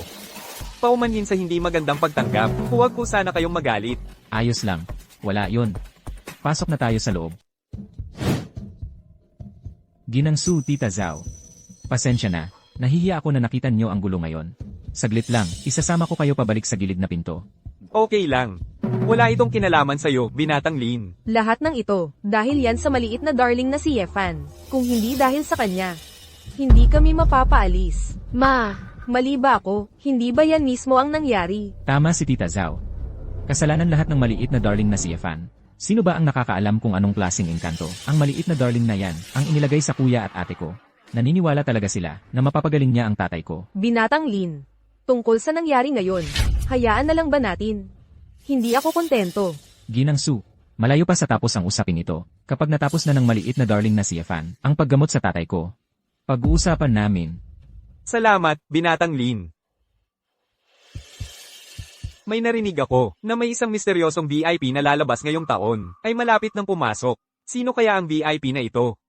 Ang isang taong pinahahalagahan ng ganoon ng pamilya Lin ay dapat na pambihira. Narinig ko na may malubhang sakit ang pinuno ng pamilya Lin. Baka naman, ang pagbisita ng VIP ay may kinalaman doon. Dumating na si Punong Steward Lo ng Chenyuan Chamber of Commerce. Si Punong Steward Lo pala. Sino ang nasa likod ni Punong Steward Lo? Ito. Siya nga talaga. Sa pagkakaalam ko, siya ay galing sa misteryosong Divine Medicine Sect, at ang bawat henerasyon ng Divine Medicine Sect ay may sugo sa mundo. Masasabi mong, siya ang walang duda ang Medicine Emperor. Ngayon ay maliligtas na ang pinuno ng pamilyang Lin. Steward Lo, Medicine Emperor Yu. ang inyong kamahalan, Medicine Emperor. Wala na kaming magawa kundi humingi ng tulong ninyo ngayon. Pakitingnan po ninyo, at sabihin sa akin kung ano ang nangyayari sa aking ama. Siyempre. Sa rekomendasyon ni Steward Lu, ako, ang matandang ito, ay natural na mamamagitan.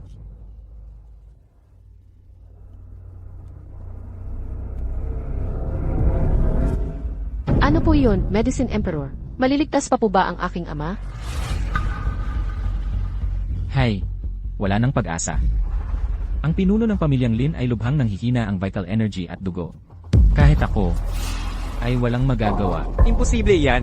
Ayon kay Jie, basta't makatutulong ang 100 herb elixir ni Medicine Emperor Yu, tiyak na maliligtas niya ang aking ama. Iye. Sino itong si Iye? Ako yon, kalokohan. Alam mo ba kung gaano kahalaga ang pildoras ng sandaang halamang gamot? At ang pildoras ng sandaang halamang gamot ay pangunahing panggamot sa vital energy. Hindi ito nagpapalit ng dugo at ki. Ang pagreseta nito ng walang hina ay maaaring ikamatay ng pasyente dahil kulang ang iyong kakayahan sa medisina. Hindi mo lang nauunawaan ang kahima-himalang gamit ng pildoras. Ibigay mo sa akin ang pildoras ng sandaang halamang gamot. Kaya ko siyang pagalingin. Sino ka ba? Bakit ko pa? Ibibigay ito sa iyo. Yu Yonhe. Ang lakas ng loob mong magtaksil sa iyong amo. Nakikita mo ba ito? Ang token ng sekta ng banal na medisina. Tama. Ay naku. Pinuno ng sekta, ang iyong junior si Yu Yonhe, ay nagpupugay. Ano? Si Jie pala ang pinuno ng sekta? Paano nangyari yon? Hindi ba't ang pinuno ng sekta ng banal na medisina ay ang emperador ng medisina na si Yu? Baka naman ang binatang ito ay isang inapo ng dating emperador ng medisina. Sa totoo lang, ang titulong emperador ng medisina ay namamana. Maaari. Ilang taon na ang nakalipas, ipinagkatiwala ko sa iyo ang teksto ng medisina ng sandaang halaman, at iniatas sa iyo ang pagbabago sa sekta ng banal na medisina. Hindi ko inakala na pagkalipas ng lahat ng mga taong ito, matigas pa rin ang iyong ulo. Naghihintay ako ng iyong parusa, pinuno ng sekta. Wala akong gana parusahan ka ngayon. Iwan mo ang pildoras ng sandaang halamang gamot.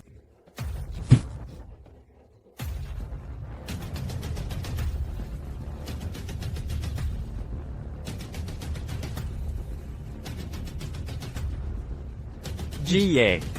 Ito ang elixir ng 100 halamang gamot. Tama, ito ang elixir ng 100 halamang gamot. Ang elixir ng 100 halamang gamot ay hango sa esensya ng mahigit 100 halamang gamot at pinino hanggang maging ganito. Kapag isinabay sa aking siyam na pag-ikot na karayom na nagbabalik kaluluwa, kayang ibalik siya mula sa bingit ng kamatayan.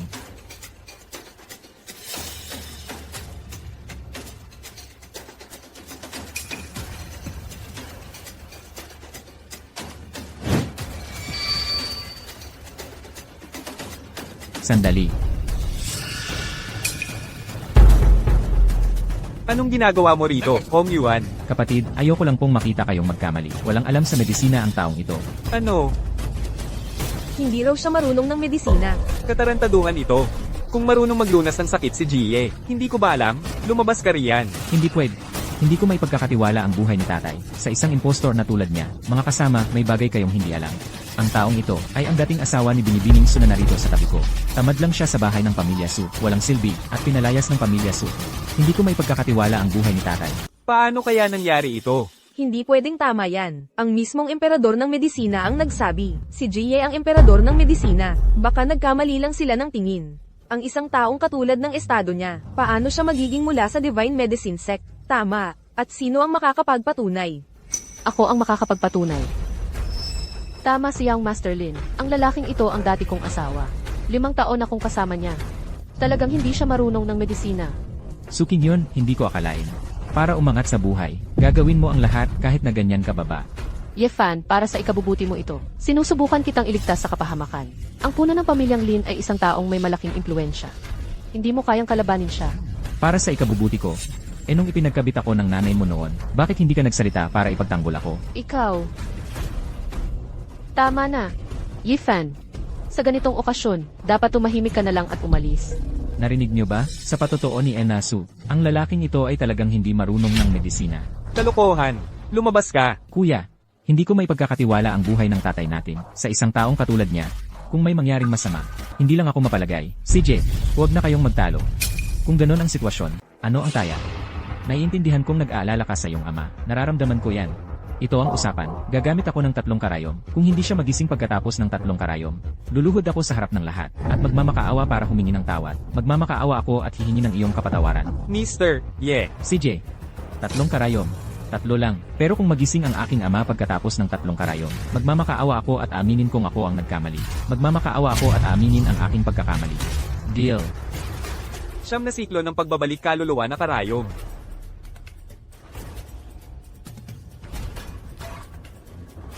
Tapos na. Mr. Ye. Majay gising ba ang aking ama? Hintayin natin at tingnan. Nagpapanggap lang. Akala mo 3 karayom lang ay magigising na ang isang tao. Siguro akala niya siya ay si Huatuo na muling nabuhay. Dapat tingnan niya ng mabuti ang kanyang sarili. Kuya, Ipinagkakait ko sana sa iyo ang kahihiyan. Pero ngayon nakikita ko na hindi na kailangan.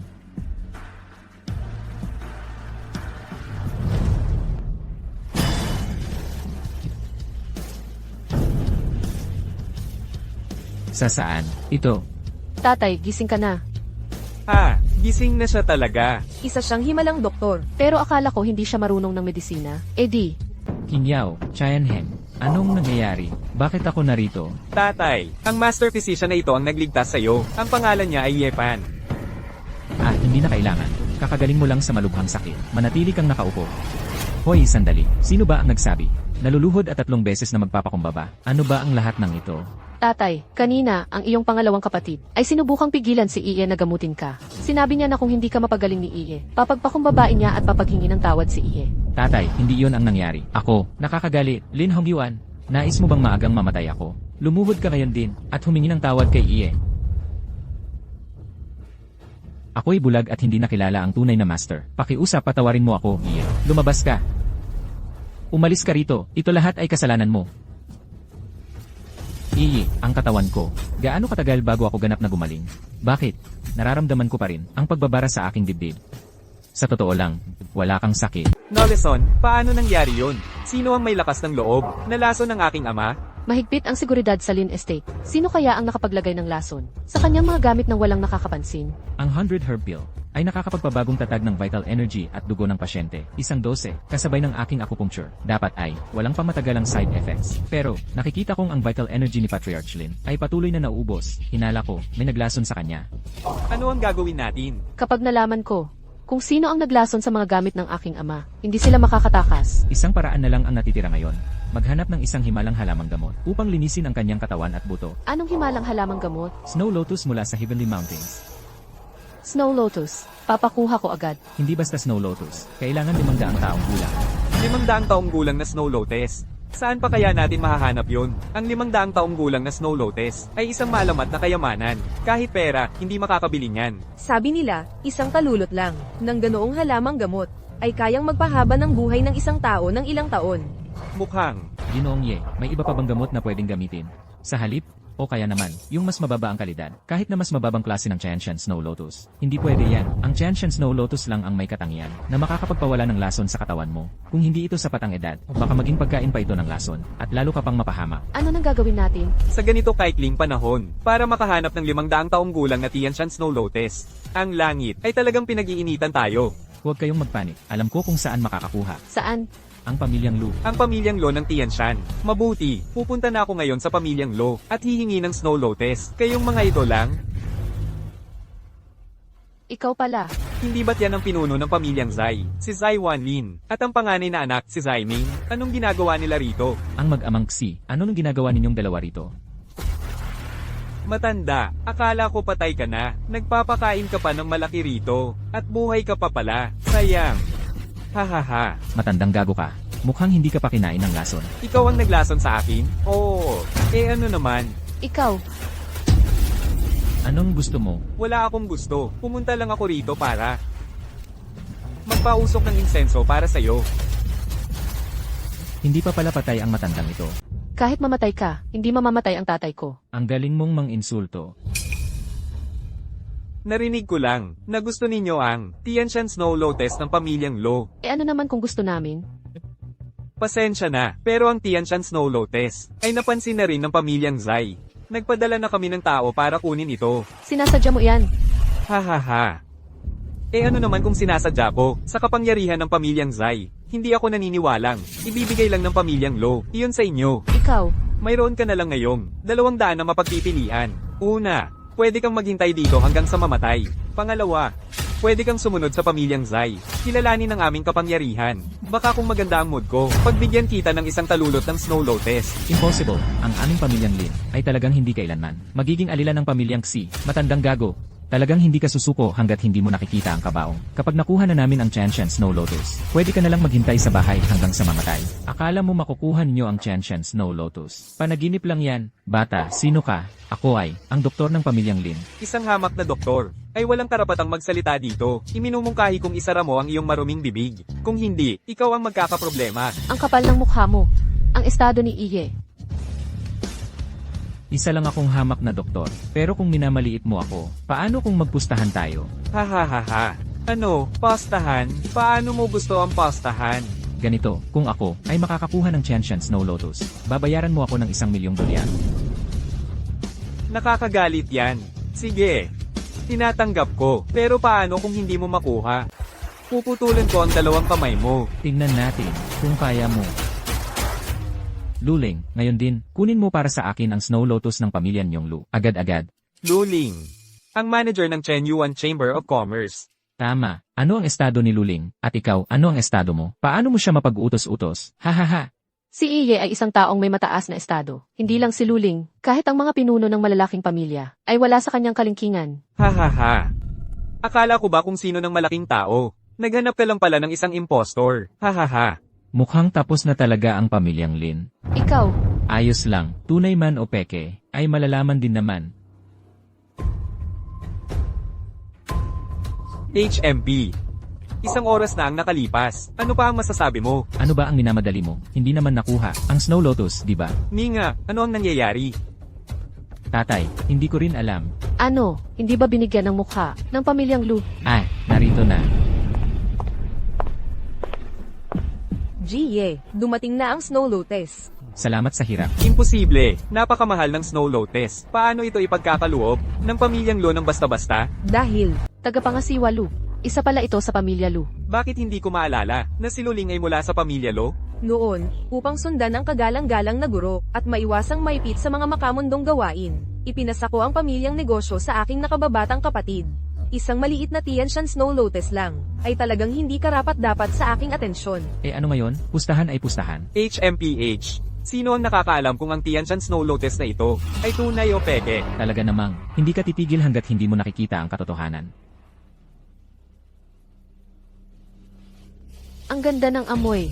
Ito nga ay isang banal na gamot. Patriarch Lin, amuyin mo. Ang gaan sa pakiramdam. Ginoong Ye, parang, nawala na ang paninikip sa aking dibdib. Gumaling ka na, talaga? Gumaling na ako. Salamat, Ginoong Ye. Ano ang masasabi mo ngayon? Aminado akong natalo ako. Ninga, umalis na tayo. Sandali. Patriarch C, ang ikli ng memorya mo para sa isang mahalagang tao. May nakalimutan ka ba? Ano? $1,000,000. HMPH. Akala mo ba? Makukuha mo ang 1,000,000 sa akin? Pangarap lang yan. Kung hindi mo ibibigay ang 1,000,000 iyon ngayon, hindi ka alis sa lugar na ito. Ang lakas ng loob mo, bata, nang huhutot ka sa aming pamilyang C. Hulihin sila. Ingat. Ang puso ko. Anong ginawa mo sa tatay ko? Wala akong ginawa. Binigyan ko lang siya ng kaunting leksyon. Kung hindi ka makakapaglabas ng $1,000,000 sa loob ng 3 araw, mamamatay siya sa atake sa puso. Ikaw, Tigil. $1,000,000. Magpapadala ako ng tao para personal itong ihatid. Umalis na tayo. Pinakawalan nga natin sila ng napakadali. Tatay, sa tingin mo ba talagang ibibigay nila sa atin ang 1,000,000? hindi naman sigurado. Ang pamilya Zai ay lumalakas na nitong mga nakaraang araw. Naapektuhan din ang aming pamilyang Lu. Kung hindi ako nakialam, ang Tianshan Snow Lotus na ito ay malamang na napunta na sa kamay ng pamilya Zai. Narinig ko na may anak na babae si Wanlin. Kilala siya sa pagiging mapang-api. Nangangamba ako. Nasa suporta niya, hindi nila ito palalampasin. Malakas ang impluensya ng taong iyon, at maraming eksperto sa kanilang angkan. Nangangamba ako na mapipilitang sumuko ang pamilyang Lin. Binatang Lin, anong nangyayari sa'yo? May mukha ka pang magtanong. Kung hindi dahil sa inyo, ako kaya'y ginanon ng tatay ko. Binatang Lin, wala kaming kinalaman dyan. Si Yefan ang may kasalanan, yung maliit na hampas lupa. Tumahimik ka. Paulit-ulit mo siyang tinatawag na maliit na hampas lupa. Sa tingin ko, kayo ang tunay na mga hampas lupa. Hindi lang basta tao si Yefan. Kung hindi, sa harap ng lahat, pinagaling niya ang malubhang sakit ng tatay ko. At iyon ang maliit na hampas lupa na sinasabi mo. Binatang Lin, hindi namin alam yun. Hindi ba't gusto mo si Ching yun? Ayusin muna natin ang kasal. Saka natin asikasuhin niyang hampas lupa. Mahal, Binatang Lin, bakit mo sinuntok ang tatay ko? Dahil ako ang pangalawang binata, kayong mga tao, ang paghihiwalay ninyo kay Yefan ay isang bagay, pero isinaman niyo pa ako. At pinahiyan niyo ako sa publiko. Binatang Lin, nagkamali kami. Bigyan niyo kami ng isa pang pagkakataon. Bigyan kayo ng isa pang pagkakataon. Sa panaginip, dahil lang na ex-asawa ka ni Yefan. Pinalalampas ko ang buhay mo. Ngayon, umalis kayong lahat dito. Ang lalaking sumugat sa puso ko ay si Ifan. Dapin siya. Anong ginagawa ninyo? Pakawalan sila. Ifan, ang yabang mo naman Nakikita mo ito. Ganito mo tratuhin ang isang babae. Anong klaseng lalaki ka? Mukhang, tama ang desisyon kong agawin ang dating asawa mo. Anong gusto mo? Gusto mong malaman? Halika rito.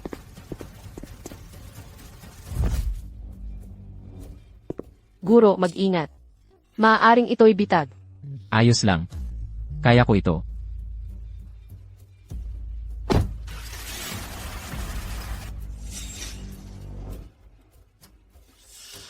Ingat. Huwag kang mag-alala, Iye. Ako ang mag-iingat sa'yo.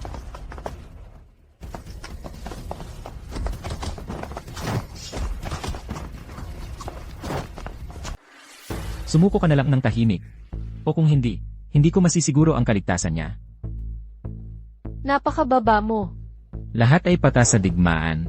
Hindi naman talaga yan kababaan. Ano ba talaga ang gusto mo? Malalaman mo rin naman. Dalhin niyo na siya. Galaw. Yifan, nandito ka ba para pagtawanan ako? Nasisiyahan ka na ba ngayon? Ikaw babae, ikaw ang may kasalanan. Kung bakit nagkaganito tayo? Kinyaw. Yi, hindi ako nagkakamali. Kung hindi dahil sa kanya, paano tayo mahuhulog sa bitag ng pamilyang Xi? Ang galing ng palabas. Ang galing ng pagtatanghal. Inyong dalawa, ha? Palayain mo sila. At susunod ako sa anumang gusto mo. Palayain sila? Anong karapatan mo para makipagdegustasyon sa akin? Magsunod ka at gamutin mo ang sakit ng tatay ko. Kung hindi, papatayin kita ngayon din. Gamutin mo ang kondisyon ng puso ko. At pakakawalan ko silang dalawa. Isa sa kanila. Dapat palayain mo silang dalawa. Halika rito. Kung hindi ka sasang-ayon. Ile. Ukitin ko ang pirma ko. Sa magandang mukha niya. Tusukin mo siya.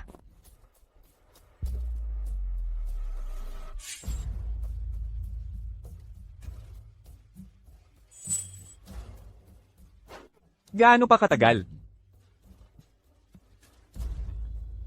Tapos na. Niloloko mo ba ako? Tigil.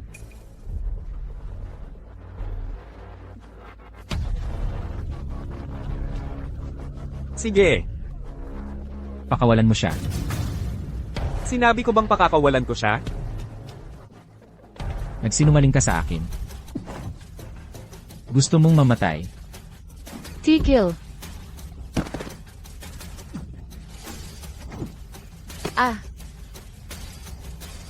Qingyaw. Qingyaw. Patay ka na. Lin Shen. Ang kapal ng mukha mo. Naglakas loob kang pumasok sa bahay ng pamilya Zai. Si Wanlin, iminumungkahi ko, napakawalan mo si Iye ng mahinahon. Kung may mangyari man kay Iye, kahit ang Diyos ay hindi ka na matutulungan. HMP. Lin Shen, aminado akong mayaman ka. Pero kung ikukumpara sa aming pamilyang Zai, malayo ka. Sigurado ka bang hindi mo pakakawalan si Iye? Mahal, hindi mo nga kayang iligtas ang sarili mo ngayon. May iba ka pang gustong iligtas. Ikaw. Tatay. Huwag na tayong magsayang ng salita sa kanila. Kung gusto nilang mamatay, hayaan mo sila. Gusto kong makita kung sino ang naghahanap ng gulo ngayon. Sugurin sila. Hindi maganda, tatay. Kailangan na nating umalis dito. Hindi, kung may mangyari man kay Iye. Wakas na ang aming pamilyang Lin. Ang inyong pamilyang Lin ay wala ng kinabukasan. Sino ang nandyan? Magandang araw, Manager Lu. Luling. Yuye Wang. Pribadong usapin ito ng aming pamilyang Zai at ang pamilyang Lin. Mas mabuting huwag kang makialam. Ang inyong pribadong usapin sa pamilyang Lin ay talagang wala akong pakialam. Ngunit ang pagkakamali ninyo ay ang pag-abot kay Jie. Si Jie, ang tagapagtatag ng aming Chenyuan Chamber of Commerce. At sa parehong panahon, siya rin ang sectmaster ng aming Divine Physician Sect. Inaresto ninyo si Jie nang walang pahintulot. Ano ang kasalanan ninyo? Siya ang tagapagtatag ng Chenyuan Chamber of Commerce. Ang sect master ng Divine Physician Sect. Impossible. Impostor siguro siya. Huli ang iyong tauhan. Humihingi ako ng kapatawaran, Panginoon. Paano natin sila pakikitunguhan? Sa aking mababang opinyon, patayin na sila sa lugar. Ang aking anak na babae, si Zaining, ay isang diyosa na pumapatay ng malalaking demonyo. Hindi ninyo ako kayang saktan. Hindi niyo kami pwedeng patayin. Kung hindi, lalaban sa inyo hanggang kamatayan siksinin. Patayin sila. Ang aking anak, na si Zaining, ay maghihiganti para sa amin.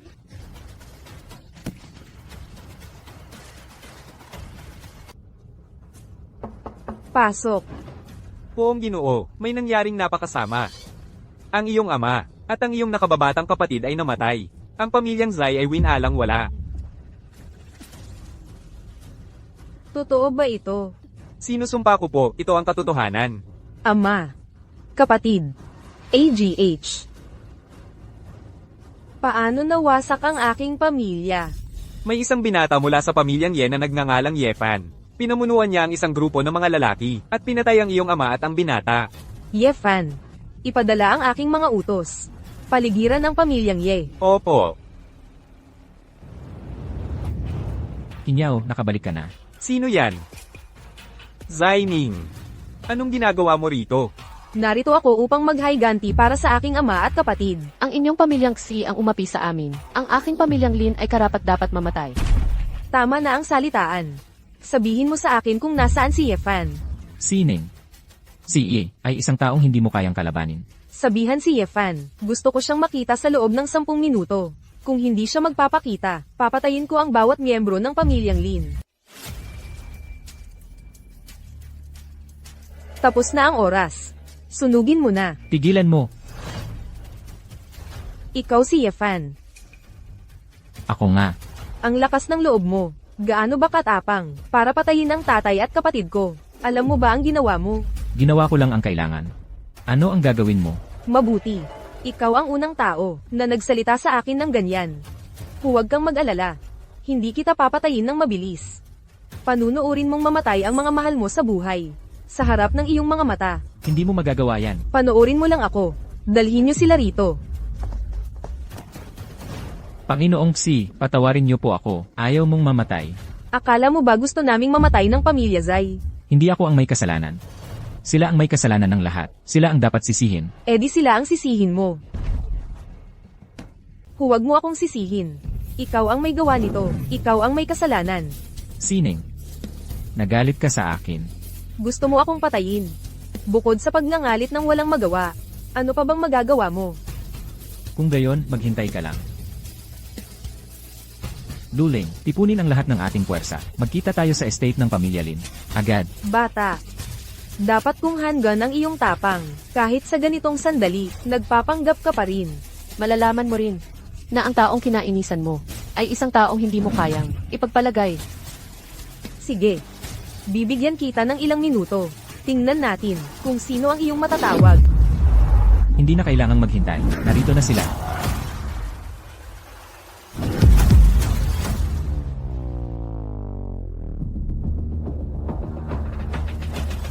Binabati ng 7 dakilang pamilya ng Zhongxiao, si Jiye. Ikaw. Sino ka talaga? Isang taong lampas sa iyong imahinasyon. Hindi ba't sinabi ko na yon? Hulihin sila. Paano posible na makapag-utos ka sa mga tao mula sa maraming nangungunang pamilya? Sino ka talaga? Gamitin mo ang iyong maliit na utak. Ano ang apelyido ko? Galing ka sa angkanye ng lihim na Dragon Vein. Akala ko hindi ka ganoon katanga. Mabilis mo ring naisip. Imposible. Paano mo magagawa na maging inapo ng lihim na Dragon Vein? Lihim na Dragon Vein. Ano ang ibig sabihin noon? Ang angkanye ng lihim na Dragon Vein ay ang mga inapo ng walang kamatayang emperador na si Ye Tiandi. Ye Chendi. Buhay pa ang mga inapo ni Ye Chendi. Hindi lang buhay, sa loob ng 1,000 taon. Hindi ko inaasahan na ang mga inapo ni Emperador Ye Chen ay may ganito kalawak na impluensya. Kung sakaling magkaroon ka ng pagkakataon na sumunod sa Panginoon, lalo kang mamamangha sa kung gaano kalalim ang ugat ng angkanye. Sining, pinahintulutan mong saktan ng pamilya mo ang iba, at ngayon ay binabalak mo na ako. Aaminin mo ba ang iyong kasalanan? Aminin ang kasalanan ko. Ako, si Zaining, ay walang alam na kasalanan. Ano naman kung ikaw ang Panginoon? Basta't malakas ang aking kamao. Ako ang Panginoon. Kay laki ng kapal ng mukha. Ngayong marami na tayo dito. Akala mo ba talagang makakalaban mo ang langit? Lumuhad at magbigay galang sa Panginoon. Tumungo at magmano. Gusto mo akong patayin. Hindi ka karapat-dapat. Mamatay ka. Ang kapal ng mukha mo. Ipagtanggol ang Panginoon.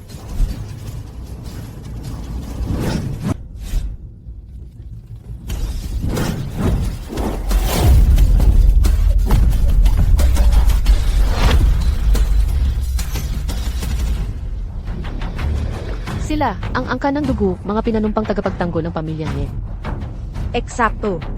Bawat miyembro ng angka ng dugo ay dalubhasa sa martial arts. Kahit sino man sa kanila, mag-isa, sa mundo ng martial arts, ay isang nangungunang eksperto. Kung gayon, mapanatag na ako. Ang kapal ng mukha nilang magbalak laban sa Sectmaster. Sectmaster, nakakalap ang iyong tauhan ng mga bakas tungkol sa insidente 5 taon na ang nakalilipas. Ang mga salarin ay nagtatago sa mga manglalason. Talaga? Lubos akong sigurado. Ano, naghihinala ka na sa akin ngayon? Ano naman kung ganoon? Lumuhad ka ngayon, at magmano sa kagalang-galang na guro para humingi ng tawad. Lumuhad. Nakakatawa, na ang isang simpleng young master lang mula sa pamilyang Ye, ay kinatatakutan ninyong lahat. Punong steward lo. Patayin mo siya. Gusto mo akong patayin. Hindi ka karapat-dapat, kahit na makapangyarihan ng pamilyang Ye. Basta malakas ang aking mga kamao. Ang aking pamilyang Zai ay maaari ring maging isang nakatagong dragon vein. Nang insulto ka sa pamilyang Ye. Naghahanap ka ng kamatayan.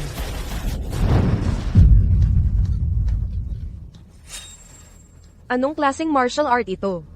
Ang kakaiba. Ye fan. Dapat ay pamilyar ka sa martial art na ito.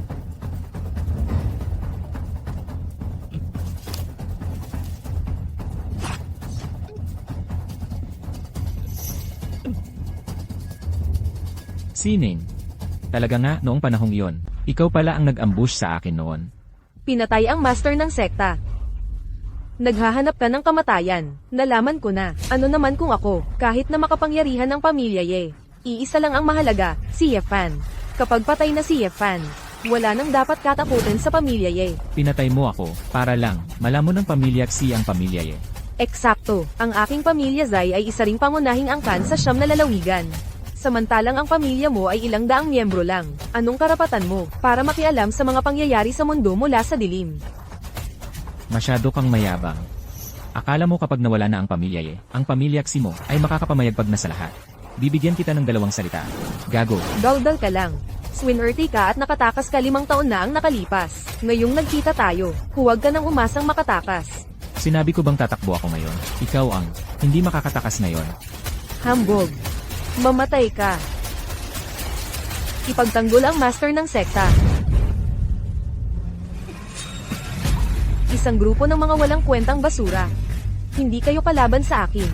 Ngayon, tingnan natin kung sino ang makakapagligtas sa'yo ngayon. Hindi.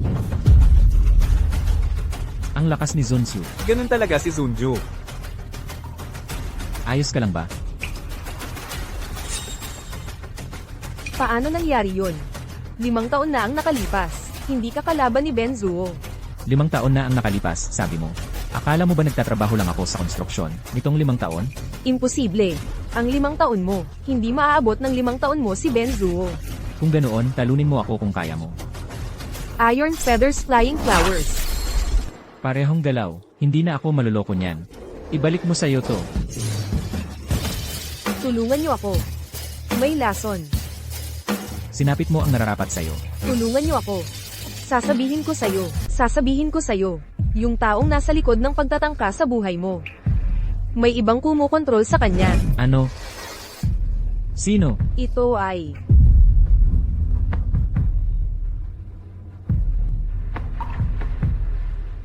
Ito ay Myriad Poison Powder. Isang laso na kayang pumatay. Kahit na isang ekspertong nasa antas ng Celestial.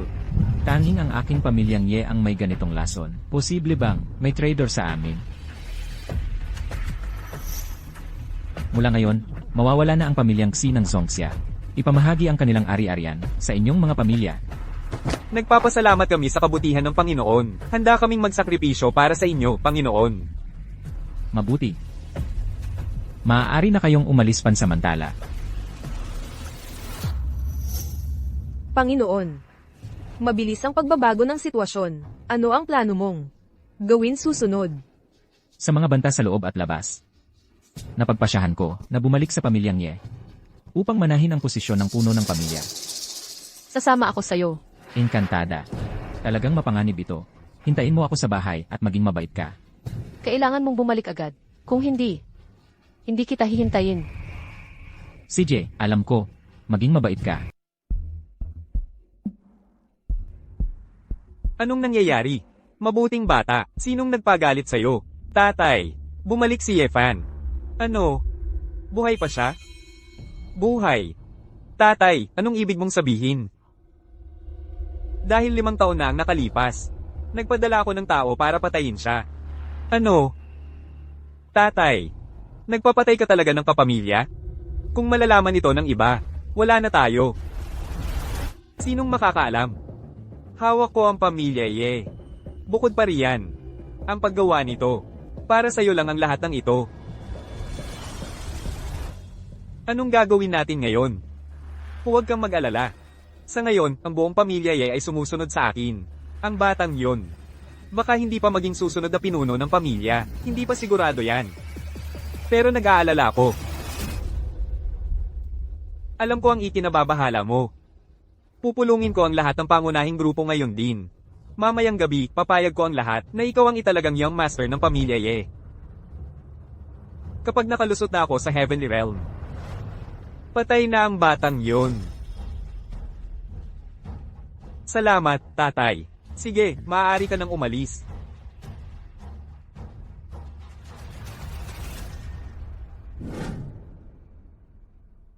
Ano yan? Master, may natanggap kaming balita. Ang pamilya Ye ay magdaraos ng seremonya ng pagtatalaga. Para sa akin ba? Hindi. Para kay Yehaw. Ikaw pala, Yehay Tao. Nangako ka sa aking ama noon na pamahalaan ng maayos ang pamilya Ye. Ngayon, inaabuso mo ang iyong kapangyarihan para sa pansariling interes. Gusto mong ang sarili mong anak ang maging Panginoon. Panginoon.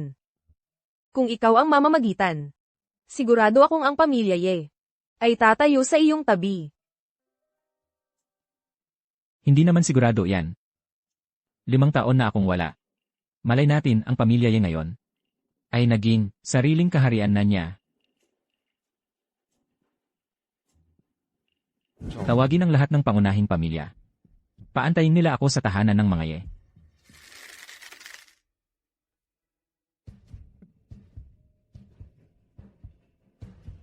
Binabati kita, binibining Ye. Mula ngayon, ikaw na ang pinuno ng aming pamilyang Ye. Ikinararangal ko ang inyong suporta. Maasahan ninyo, kapag naipasa na sa akin ang posisyon ng pinuno ng pamilya, hindi ko kayo bibiguin.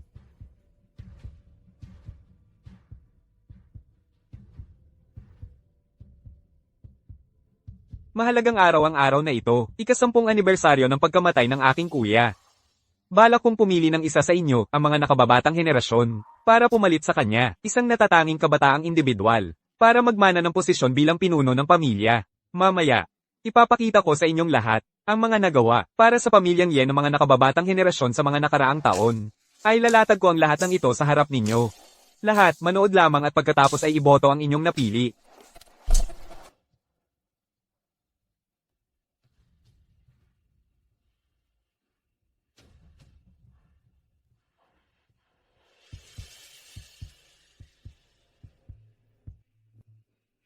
Sa loob lamang ng 5 taon, ang pangalawang anak ng pamilyang Ye, si Yehaw, ay nakalikha ng 100 bilyon na kita para sa pamilya. 100 bilyon. Hindi na kailangang maghanap pa. Ang posisyon ng pinuno ng pamilyang Ye ay dapat kay Binibining Yehaw. Pinipili ko si Binibining Yehaw. Mukhang, wala namang may tutol sa pagiging pinuno ng pamilya ng anak ko. Siyempre wala. Ang pagiging pinuno ng pamilyang Ye ni binatang Ginoong Yehaw ay itinadhana ng tadhana. Kung ganoon, iharap ang korona ng walang kamatayang emperador.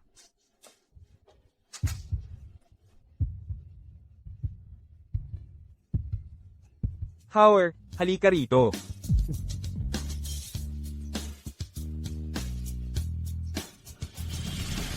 Hintay.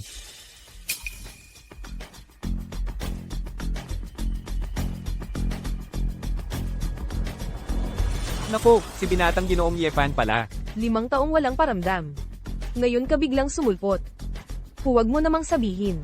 Naakala mo may pag-asa ka pa. Yefan. Huli ka na. Lene, nakakatawa naman.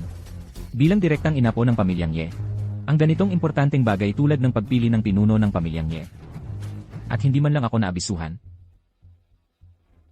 Yefan, ang pagsasabi niyan ay talagang hindi patas sa tiyuhin mo. Sa loob ng 5 taong ito, tuluyan kang nawala. Kahit na gusto kitang hanapin. Paano kita naabisuhan? Ibig mong sabihin, hindi mo alam kung nasaan ako. Kahit na naabisuhan ka, ano naman?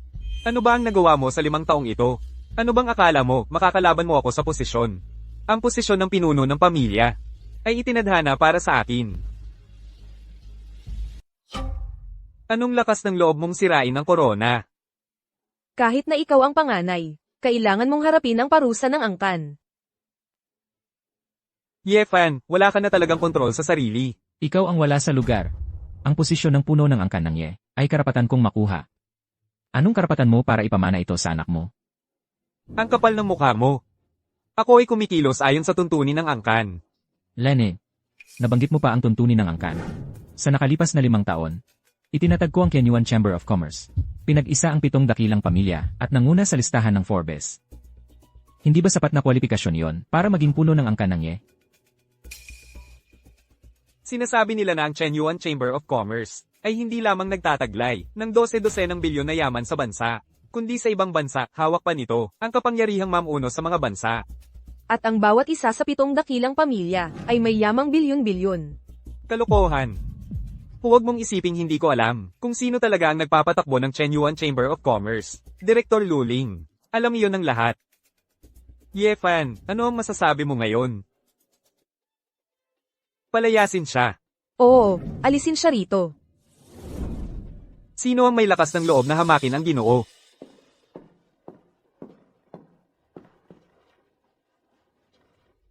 Lin Tianheng. Hindi ko inaasahan na ang iyong pamilyang Lin ay talagang kakampi ni Yefan. Ngunit huwag mong kalimutan. Ito ang angkan ng Ye. Wala akong pakialam. Si Ginoong Ye lang ang kinikilala ko ngayon. CJ, kung gayon, ipapakita ko sa inyong lahat kung ano ang hitsura ng isang tunay na pinuno ng angkan ng Ye. Pumasok kayong lahat.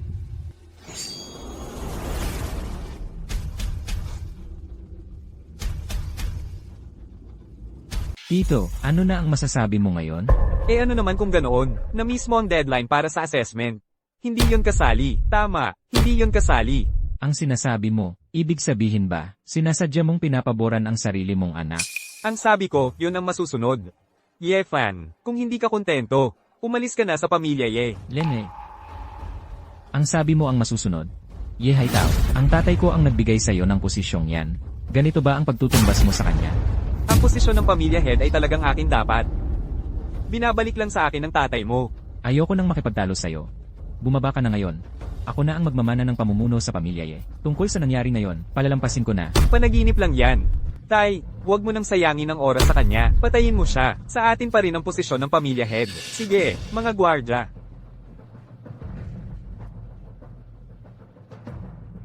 Ito ang Dragon Guard. Bawat isa sa kanila ay nasa antas ng isang top-tier master. HMPH. Tapos na ang boxing ng batang to.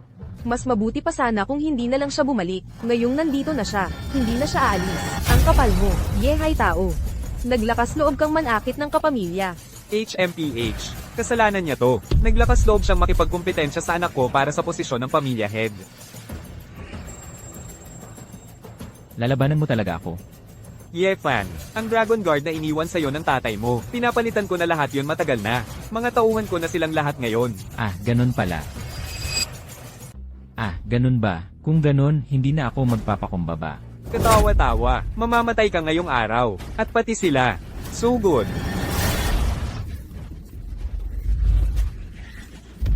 Ang lakas mo. Isang hakbang na lang papuntang Celestial Realm. Malapit ka nang maging tunay na eksperto sa Celestial Realm. Magaling ka pala, pero malayo ka pa sa antas ko. Tay, umalis na tayo. Hinto, saan ka ba pupunta? Akala mo ba yan lang ang kaya ko? Papatayin kita. At ang buong pamilya ay mapapasa akin. Arg. Ang kapangyarihan niya. Baka naman. Yehaitaw, pinatay mo ang iyong mga kapamilya. Karapat dapat kang mamatay sa kasalanang yan. Kung susuko ka ngayon, baka maaari pa kitang patawarin. Karapat dapat mamatay? Kalokohan. Tingnan natin kung makakaligtas ka sa akin. Tatay, patayin mo siya. Kapag namatay na siya, lahat sa angkan ng Ye ay magiging atin na. Howard. Pinatay mo ang anak ko. Tahimik na ang mundo sa wakas. Yefan, dapat kang mamatay. Dapat hindi kita hinayaang mabuhay. Kahit na ikaw ay isang dalubhasa sa Heavenly Realm, wala kang espesyal. Gagawin kitang maghangad na mamatay. Babalatan kita, bubunutin ang mga buto mo. Puputulan ka ng pira-piraso. Saka lang mawawala ang galit ko. Ah, talaga? Heh, 5 kulay na banal na liwanag. Isang dalubhasa sa Heavenly Realm. Dalubhasa ka rin sa Heavenly Realm. hindi ko naman sinabing hindi ako. Ano naman kung pareho tayong nasa Heavenly Realm? Hindi mo ako kayang talunin. Urong, urong, urong. Bumalik, bumalik. Oh.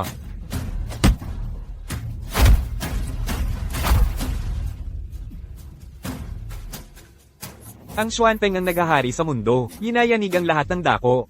Ang tagpo. Labanan iyon ng mga dalubhasa sa Heavenly Realm. Kapag natalo ang isa, ang kanilang espiritu at katawan ay lubusang mawawasak. Hindi na muling mabubuhay. Nako, ano ang gagawin natin? Maghintay tayo at magmasid.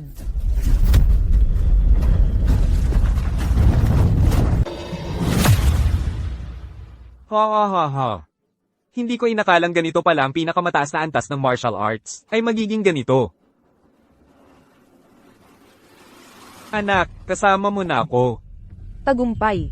Nanalo tayo. Lord Zunju.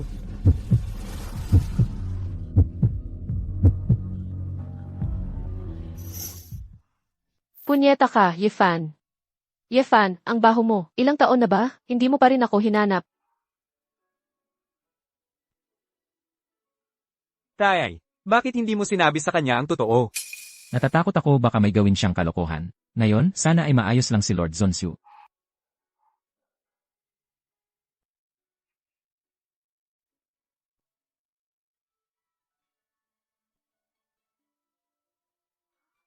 Huwag mo akong alalahanin.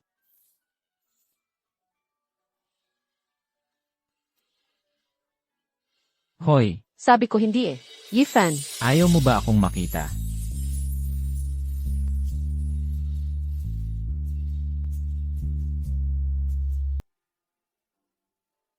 Tay, simula nang makahanap ang kapatid kong babae, ng napakahusay na kapareha.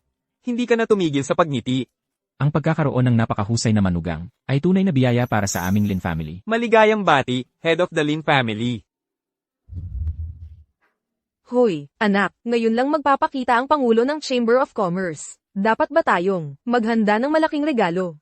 nanay, ang taong kayang maging pangulo ng chamber ay natural na isang pambihirang lalaki. Napakayaman niya. Hindi niya lilingon ang isa o dalawang regalong maipaghahanda natin. Pupunta na lang tayo para magbigay pugay.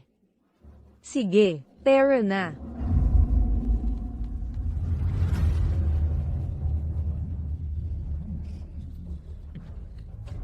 Anak, bakit kakaiba ang tingin nila sa ating dalawa? Wala akong ideya. Narito na si Pangulo Ye.